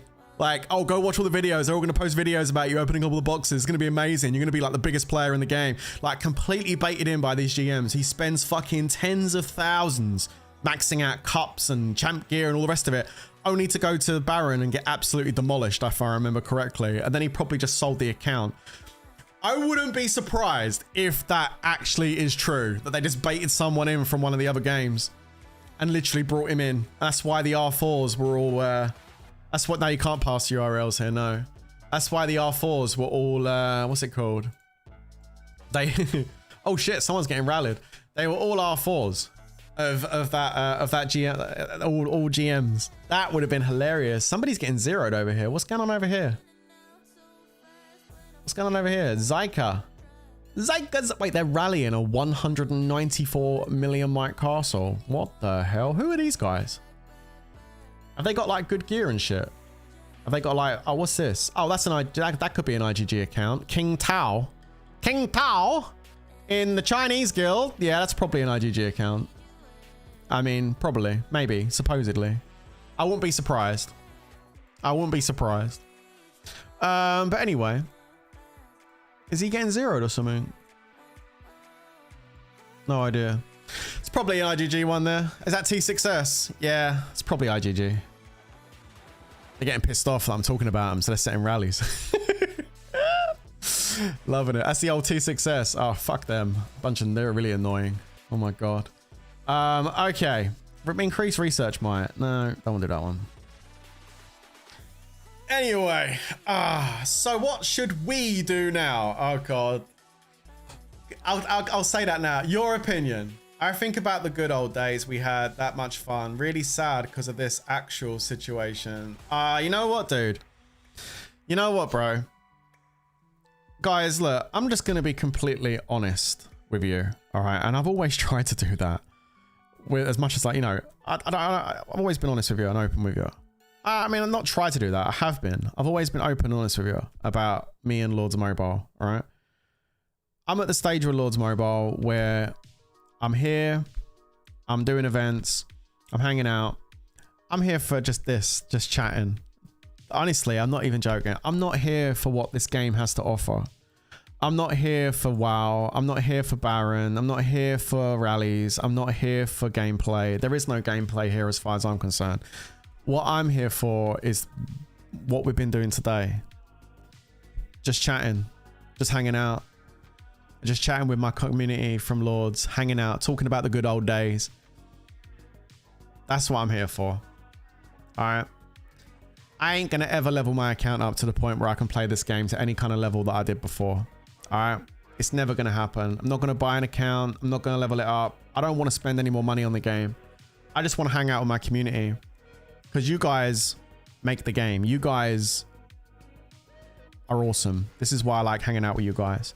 Lords Mobile is nostalgia for me. Yeah, exactly. 100%, bro. Lords Mobile is nostalgia for me. I love that. I love that, buddy. Lords Mobile is nostalgia for me. I love to just come on here and hang out and just think about the good old days and chat with my community and just chill. I'm not here to invest my time or into these events. That's the truth. All right. It is what it is. Just want to hang out with you guys. That's all. You got me back into the game, into the guild. That sucks. Thanks for all the good time in the past. Thank you. And I'm glad you're here. And dude, I just realized they changed the way the turfs look on the outside. Look, it's all flat out here now. Look at that, look. I just realized that. It's all been changed. Let's not get it twisted. I'm glad I built an account back up. I mean, look, guys. I mean, come on. What are we saying? With a little help from chat with the boots. Look, I mean, I built an account back up. I would argue this is building an account back up. I built an account back up, but I got it as far as I want to get it. I don't want to push it any more than what I got. I got tier 5 open again on a brand new account with help from chat. We all did it together, didn't we? And yeah, no, I'm just here for the community now, man. Like, the game is too unbalanced for me, you know. It is, and don't get me wrong, I can still have fun on my account. I can still go and cap people. You know, there's things I can do. And I'm still playing. I'm just not ever going to play at the level I was, is what I'm getting at, Panic. That's what I'm saying, buddy. That's all I'm saying. I'm not saying I'm not here. I'm still playing the game, still participating in events. I'm doing Guildfest today. I'm still doing stuff. But I'm just saying I'm never going to go in like I did before ever again. That was a... Yeah, I'm done with that. That's all I'm saying. I've gone as far as I'm comfortable with as far as spending goes. That's what I'm saying. Does that make sense? I'm trying to put this in different words. I've gone as far as I want to go as far as how much I'm spending. I've managed to get myself to a point where I've got a solid account and I can defend myself to a degree. And that's kind of where I'm happy at being right now. Now I'm just chilling, hanging out with the community, doing as much as I can free to play now. You know? I'm not saying I ain't going to play it anymore. No, I'm not saying I'm quitting. I ain't quitting. I'm just slowed down a lot now. I'm like, okay, the game's still the game is still very imbalanced. IGG's not doing anything to resolve that. IGG is just bringing out more and more pay-to-play stat updates. And until they start really thinking about the game and balancing it out, I'm staying where I am. There's no need to push anymore. Does that make sense? I don't know how many other ways I can explain it. I'm not quitting. I'm still playing. I'm just not playing at that level. Yeah. People are complaining about the new Xbox price being $1,000, but that's only one hero in Lords Mobile. It's fucking true. Wait, what? Like, it always makes me laugh. Chat, it always makes me laugh when you hear gamers complaining about monetization in games and they're complaining at like about 50 quid or 100 quid. A couple of £100. It's like, dude, come play Lords Mobile. You don't know the meaning of monetization. Oh my God. Like when Diablo Immortal come out, right? There was a content creator called JT who spent 50 grand on his Diablo Immortal account the first week, right? And he was picked up by massive content creators like Asmongold, for example. Asmongold was talking about JT. He got him onto his channel. He made content about him. JT had interviews with magazines and stuff and everything because he spent 50 grand in 1 week on Diablo Immortal. I'm watching it and I'm like, why is everybody getting excited over this guy spending 50 grand on Diablo Immortal, man? I mean, do they not know how much some of these Lords Mobile players spend on their accounts? Like, what? What is this? This is stupid. Like, why is he getting so much attention for spending 50 grand on Diablo Immortal? It's because Diablo Immortal is a bigger brand and obviously Blizzard's a bigger brand, so it got picked up. But I'm just like, dude, how does this guy get this much notoriety when he's just spent 50 grand? I mean, shit. Oh, so in Lords Mobile equivalent, you got the 311k heroes and maybe a few other pay-to-play heroes and stuff. I mean, 50 grand wouldn't touch the side on a big account in Lords. You know what I mean? Lagcat says I've spent more than 200,000 on Lords Mobile, rolling before way more. Yeah, exactly. The big boys have. The big boys have. You know, it's funny. It's funny. I was like, no, there's no way. How does this guy get this notoriety? Like, what? Only 50? Okay. But yeah.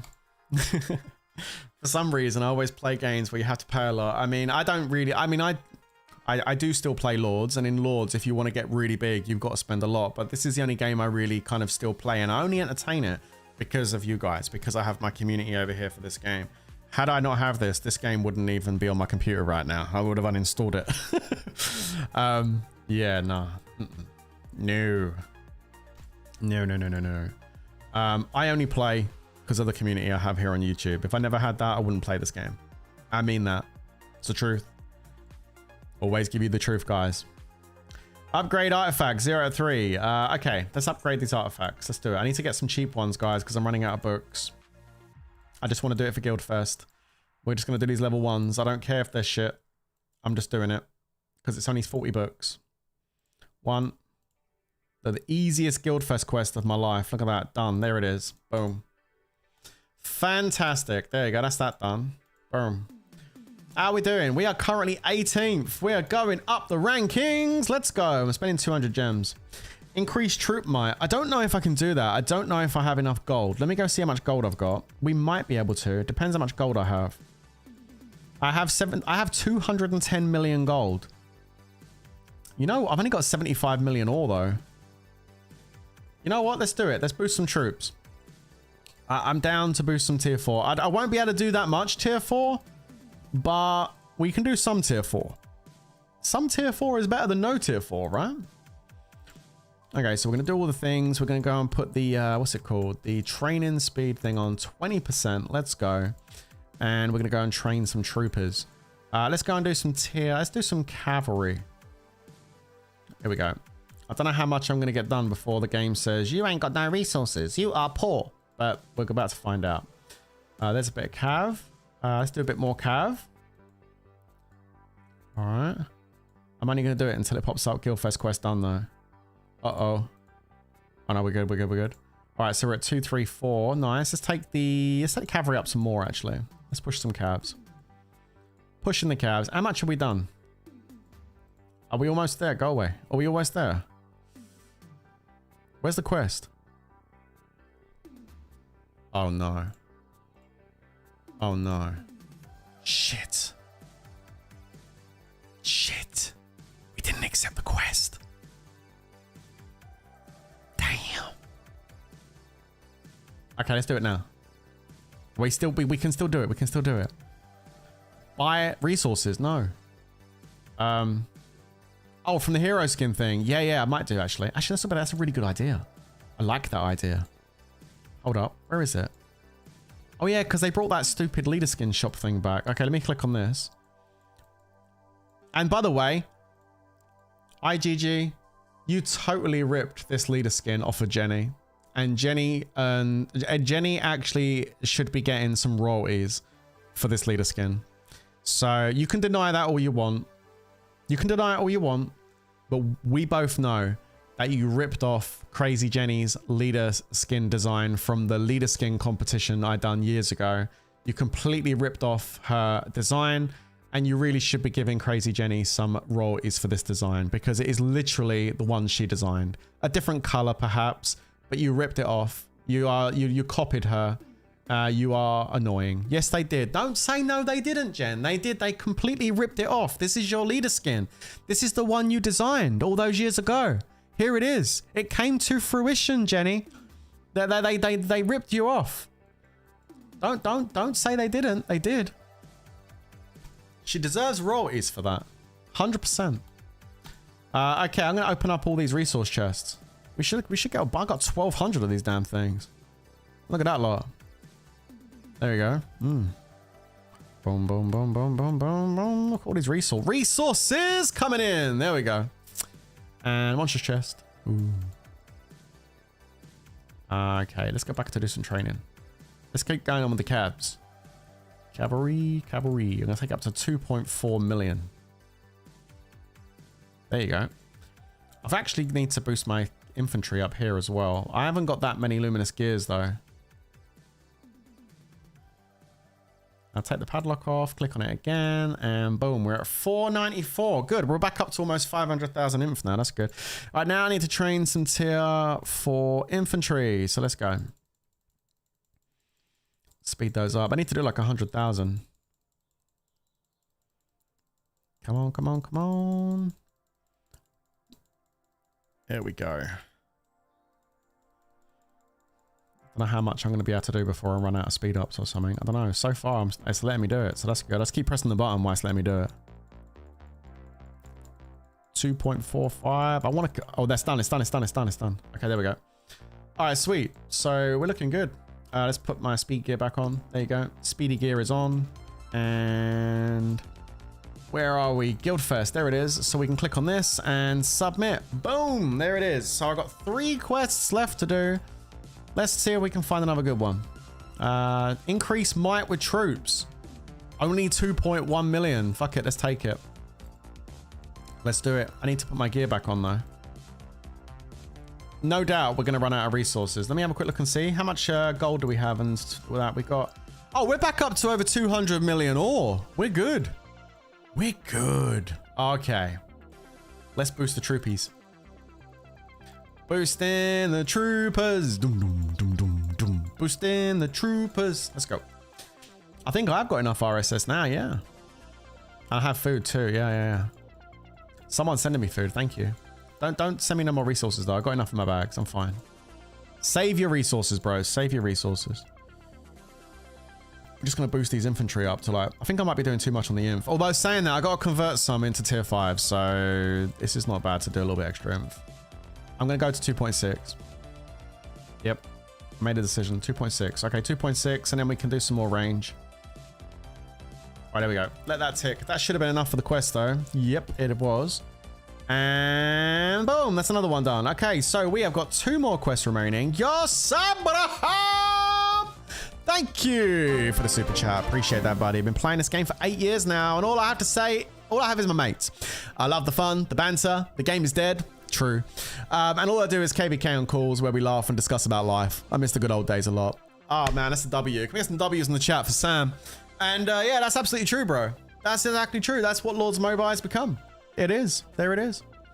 Absolutely, dude. It is true. I think everybody feels that same way. Everybody feels that same way.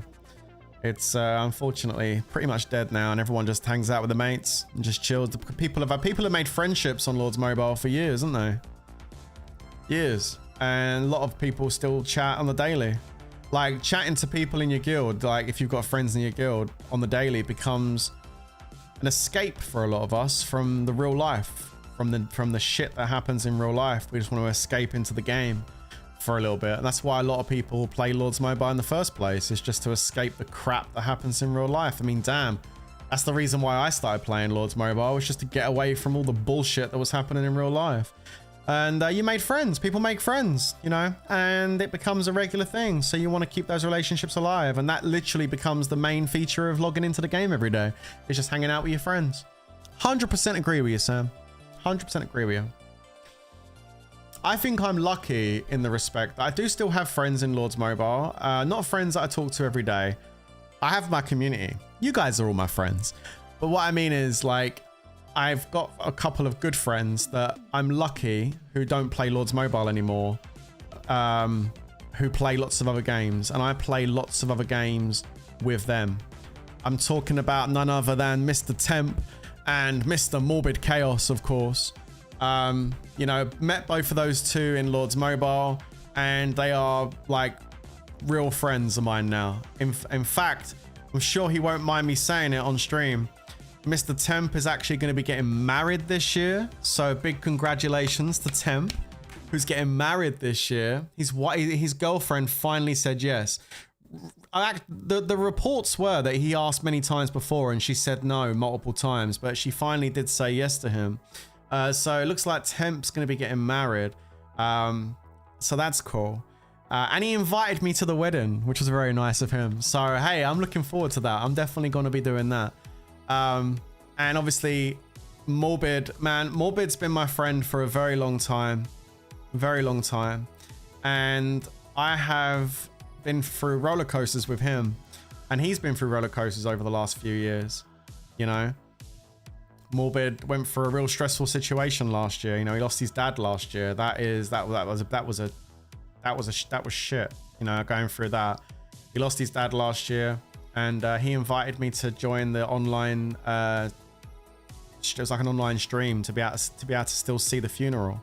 You know, I was able to attend his dad's, because Morbid's in the States and I'm in the UK. It's very difficult for me to get over there. I was able to be there for his father's funeral on the webcam, you know. He streamed it. So I was able to do that. I was really thankful to be included in that, you know. His dad was a lovely man and he's very much missed. So yeah, like I met Morbid, I met Temp, I met Bear. I haven't met Bear. I haven't met Morbid or Temp yet. I will do. I will eventually meet Bear as well at some point. But yeah, I met Bear as well. Bear's a good friend. And, you know, me and Bear, we didn't just play Lords Mobile. Me and Bear would sit there and watch Star Wars, man. Me and Bear watched like all the seasons of Mandalorian streamed it on Discord, and we just sat there in a call watching Mandalorian together. You know, we had so many good times hanging out and chatting and talking about Star Wars. Bear is my Star Wars buddy. Bear has responded, yeah. We called his mobile number to make sure he's okay, and he answered the phone. He just got some stuff going on over there. Bear is okay, yeah. He had no internet, no access to his Discord online for a while. He's been having some medical treatment as well, but he's okay. And I've spoken to him, so he's, yeah, Bear's good. Bear's good. So yeah, like it's been you do meet. What I'm trying to say is I can't be the only one that's experienced this kind of thing where you meet people in Lords and they become good friends. It becomes part of your life. These people you meet. It's interesting, isn't it? It's interesting how it all happens. Oh, no worries, like cats. Thanks, man. Appreciate it. But yeah, Bear's good. Bear's good. It's Total Might. Let's do it. We're just knocking out these quests now, guys. We're going in. So yeah, it's it's a crazy world we live in. It's a crazy world we live in. But yeah, like you said earlier, I think the reason I play Lords now is just the nostalgia. I've made real life friends because of Lords, and that's the best part, because now I don't need to play Lords anymore, says Jen. Yeah, that's it. I think a lot of people who started playing Lords without any friends. Maybe you struggled socially. Maybe you weren't able to like make friends in the real world. So like you'd look for online friends, and then you end up making really good friends in a game like this. You know? What I would encourage is, if you've made friends inside Lords and then you log into Lords to hang with those friends, I would encourage trying to do activities with those friends outside of Lords Mobile. Play other games, you know? Hang out in Discord or line calls and just chat. Watch movies together over the internet. Do things like that. If you can't be with that person in person, if the distance is too much, or maybe you just don't feel comfortable to have those like physical connections, you just prefer having those connections over the internet. Like, you know, just, I encourage you to do other things and widen your horizons, you know? Our guild peeps did a get together last year and we saw each other after 7 years. Wow. That must have been fun. That must have been fun. How did that go? How'd that go, Sam? I found many friends playing online and luckily managed to meet my now girlfriend through Lords Mobile. Damn! Yo, Mark's been on the hustle. Yo, Mark was one of those Lords Mobile guys, wasn't he, that would send the message, the PM message to like the girls in the guild, like, hey, you know, you know, Mark's gonna kill me. No, I'm just saying, I'm not, you know, you always get those guys, and you always got that one guy in the guild that always would message the girls, hey, how you doing, you know? Yeah, that sliding in the DMs. Yeah. Mark was sliding in the DMs. Finally one stuck, hey Mark. Well done, bro. Well done. That's funny. Wait, yeah, see it. Sam, my old guild did that every year as well. Yeah, it's good. It's good. What do you mean that sounds like WP? I don't slide in people's DMs. Oh my goodness gracious. That's cool though. I'm very happy for you, Mark. GG's, man. GG's. I hope you're happy. That's awesome. It's always awesome when people find, you know, friendship and more through games. It's good, isn't it, eh? Hey, look on the bright side. At least you know your girlfriend's actually into video games, so she ain't gonna complain when you're sitting there playing them. That's always a bonus, bro. That's a huge bonus. We drank and played KBK together, and it was a 3-day trip in the mountains. Did a lot of activities. It was memorable. Nice, man. That sounds awesome. Going up to the mountains with a beer, playing KBK with your friends. That sounds a lot of fun. As long as you don't get a dead kingdom, though, right? Because if you get a dead kingdom and it's a bad KBK, then I mean, that's not good. Yo, IGG, when you gonna merge the kingdoms up and, you know, make it more fun? Come on. We've only been waiting 7 years. Come on now. Love can be found in many places, and I'm grateful to have found it through Lords Mobile. That's awesome. That's awesome, dude. Congratulations, buddy. Congratulations. All right. Are we done? I think I trained enough troops, man. I'm up to like 940. C King is in the chat saying, stop training. Okay, hold on. Submit that. We got one quest attempt left. No, you've done all. Wait, what? Chat, why does it say quest attempt 1 and then it says you've done all the quests you can? Oh, because it says 7 out of 7. I got to do one of these crap ones. All right, boys and girls, it's time to spend some gems. We're going to do one of these. Yep. Yep, we're going in with the gemmies. It's time, guys. It's time. We're going to be using gems. Let's go. Here we go. Yeah, we're going to finish down the bottom. Here we go. We're going to put on my very, very special tier 5 training gear. I know many of you are jealous of the blue gear I have. It comes from a lot of hard work. Okay. Let's go ahead and hit up the, what's it called? The Lunar Foundry. And let's begin the gemming process. Here we go. We need more tier 5 infantry. That's what we do need.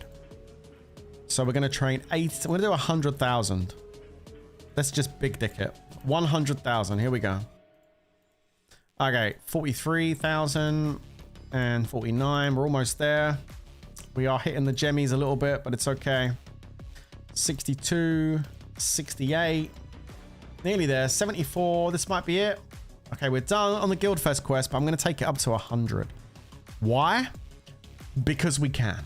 That's literally it. Here we go. All right. I promise you this much, chat. The next Lord's Mobile live stream we do, we're not going to talk about IGG. Can we pinky swear on that? We're not going to talk about IGG on the next one because they took up a lot of time today talking about their shenanigans. I don't want to talk about it next time. So let's just not talk about IGG next time. Let's just have a... I tried to keep it positive. I think I've been positive today. I haven't been getting angry. I haven't been getting angry today or upset. I've been pretty chill about everything. But I think next time we don't talk about them at all. Just have a nice positive experience. Even though I've tried to have a positive experience anyway today. I don't want to talk about them. I don't want to talk about them. Okay, there we go. That'll do. Let me go ahead and get some crafting. The view behind you is amazing. Thank you.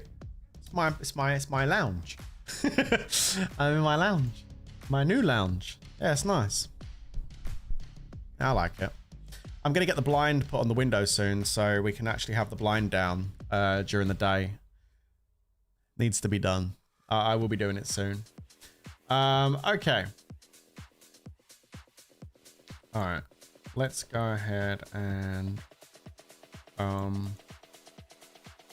do that. Wait. No. This one. Okay. There we go. Now we're going to boost up the tier 5 infantry. We'll try and get it over 600. We're almost there. There we go, 602. Nice. Then there's a cavalry. Ooh. All right, so we got 561 cavalry, 615 range, and 602,000 infantry. Nice. And our might is at 942 million. Not bad. I've got 88 million food out. So you've sent me a bunch of resources. Thank you. I probably need to use up this food, right? What's that? Non-round numbers on tier 5. My OCD can't take it. Oh, it's okay, Bev. Don't worry. We'll straighten it out next time. Don't worry. I'm going to go do some tier 4 because I need to use up the food. Let's replace some of the infantry we just used. Because we used up a bunch of it to make those tier 5s. So let's take the infantry back up to 2550. There we go. And also the range needs to go up a little bit as well. There we go. Almost used the food. There we go. The food is used. And I'll just get a training session going. There we go. Beautiful. So we've used the food, so I don't need to worry about eating 80 million food. We need to complete the quest, correct? And submit. There you go. I've been streaming for 2 hours, 45 minutes. And I've been chatting a lot with chat while I've been doing this. And I've managed to complete my whole Guildfest without spending a penny on the game, other than getting a few resources and a few holy stars from J-Man. But other than that, we smashed it out. So you got no excuse not to do Guildfest. Guildfest is easy to do. All right, easy peasy. Easy peasy lemon squeezy. All right. So that's that done. So let's go and get my rewards. So solo rewards, we get all of that. Okay. What is that artifact? The Lamp of Reminiscence. When you rub the lamp, can you make a wish? Okay. And then guild rewards. We get to pick these as well. Okay, we get. Oh yeah, you get to do your rewards like straight away now, don't you? All right, gems, energy. Kind of don't want any of that.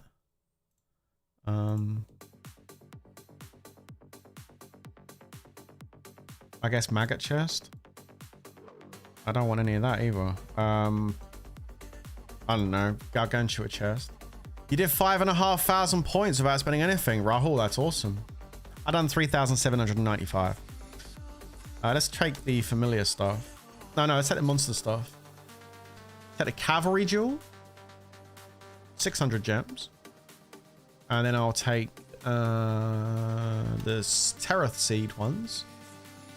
Then I'll take the energy. The Braveheart. And the artifact coin. I'll take the jewel chests, and then I'll take. So they've changed the Guildfest rewards up a lot compared to what they were. They've made it more of a variety now. What happened to all the tier 5 speeds they used to put in here? Are they still in here? I'm gonna take the familiar stuff and the Terrathorn. I'm gonna take some more artifact coins. I'm gonna take the gems or the jewels. Let's take the. I don't need any of this on here. I guess we'll just take the dragon chest, even though I don't need them. Here we'll take the. What's it called? The Gargantua chests, whatever they're called, the gorilla chests. It's funny. It's if you look at the artwork for those chests, that's the gorilla chest. They changed the monster, but they never changed the chest. You can see the chest has still got the Tusker horns on the front of the chest. I don't know if you guys ever noticed this, but that chest looks like the Tusker. Not the gorilla. Just a point to make. Yeah, I never did change the artwork, did they, for the chest? It's still got the Tusker chest. Let's go for the migration scroll, and then we'll go for the energy. We will go for, I guess the jewels. And oh, they got worm in there. Would you look at that? How comes I can't get these two?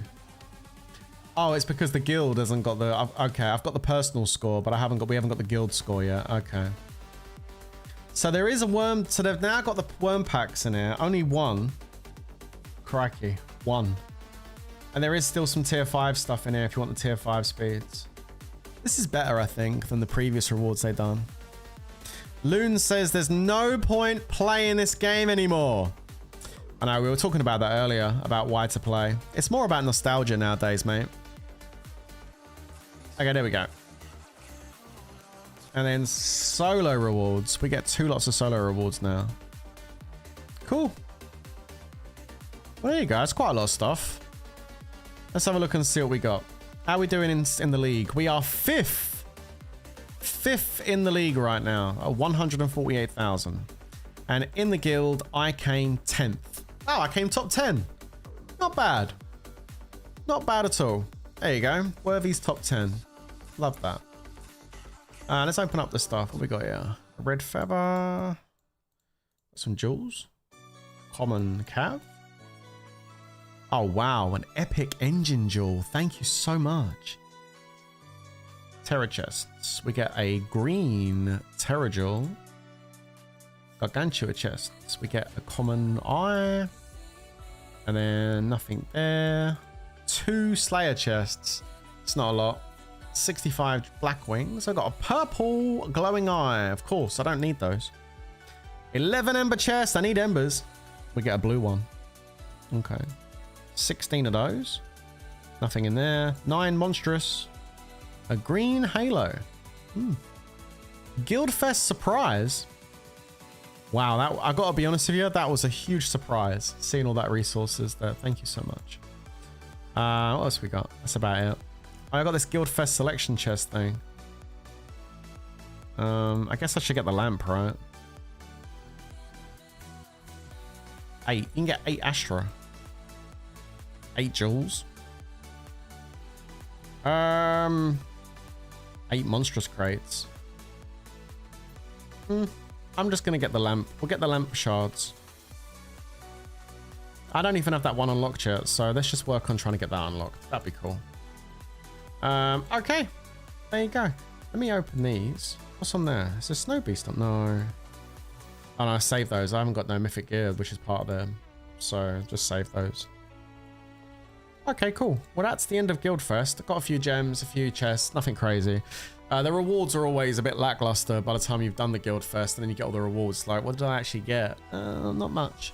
Not much. You know, it's a real shame. We don't get that much from Guildfest. The rewards really do need a huge overhaul to make it worth spending the time to do that. But, potato, potato, tomato, tomato, whatever.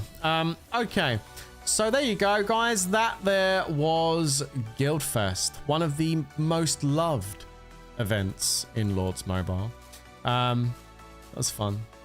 That was fun. I don't know. I think my most favorite part of this afternoon was those boiled eggs I had for lunch earlier on. Oh man, they were so good. Guys, if you've never tried boiled eggs with butter and salt, trust me, you need to. It's super good. Super good. I think that's all I need to do on my account for the moment. So what is left to do is, first of all, we need to put a new shield up. So let's go and do that. Just gonna put a 3-day shield up. There we go. So I ain't got to worry about anything. I can just relax and chill. New 3-day shield goes up. Everything else is looking cushy. I'm up to date with my events with the guilds, so my Guildfest is now done. Fantastic. The next event is the Dragon Arena is in 4 hours. Okay, I might do that. I probably won't do that if I'm being honest with you. I'm sorry, I probably won't though, because I'm probably going to be playing Witcher 3 when later on. So yeah, we probably won't be there for DA. I do apologize. Hopefully maybe the next one. Maybe the next one. All right, chat. I'll be going live very soon over on my second channel. The link is down below in the description. And for those of you that don't know how to get to the description, I will post it in the chat for you. I will also be streaming over on Twitch as well. We're about to boot up a Witcher 3 stream very, very soon. That right there is the link. Don't subscribe to that unless you want to come and watch me play other games. I don't play Lords Mobile over there. I play other games. If you want to come and hang out with me while I'm playing other games, you're more than welcome to come over there. So I'll be going live on Witcher 3 shortly. Just need to go and shake the snake and make myself a cup of coffee, and then I'll be going live over there. Coincidentally, the first mission we're going to be doing on Witcher 3 today is going into the woods to find a monster called Jenny. So that should be kind of interesting. Apparently there's a monster in the woods called Jenny, so we're going to go and see what that's all about. So we're going to go check that out very soon. I started playing Witcher a couple of days ago. This is stream number 3 that I'm doing. It's our chill game. We're just playing it in the afternoon. I've been doing it for the last couple of days. So there you go. Should be a lot of fun. Thank you to everyone that tuned in for today's Lords Mobile stream. I hope you enjoyed it. I enjoyed hanging out with you guys and reminiscing. Next time though, let's a little bit less talk about IGG and the shenanigans and a bit more just hanging out and chilling. How about that? I think that sounds good. Thank you guys once again. I'll catch you in the next one. But until then, you know how this next bit's gonna go. Stay safe, everyone. And of course, peace out. Laters, guys. Bye.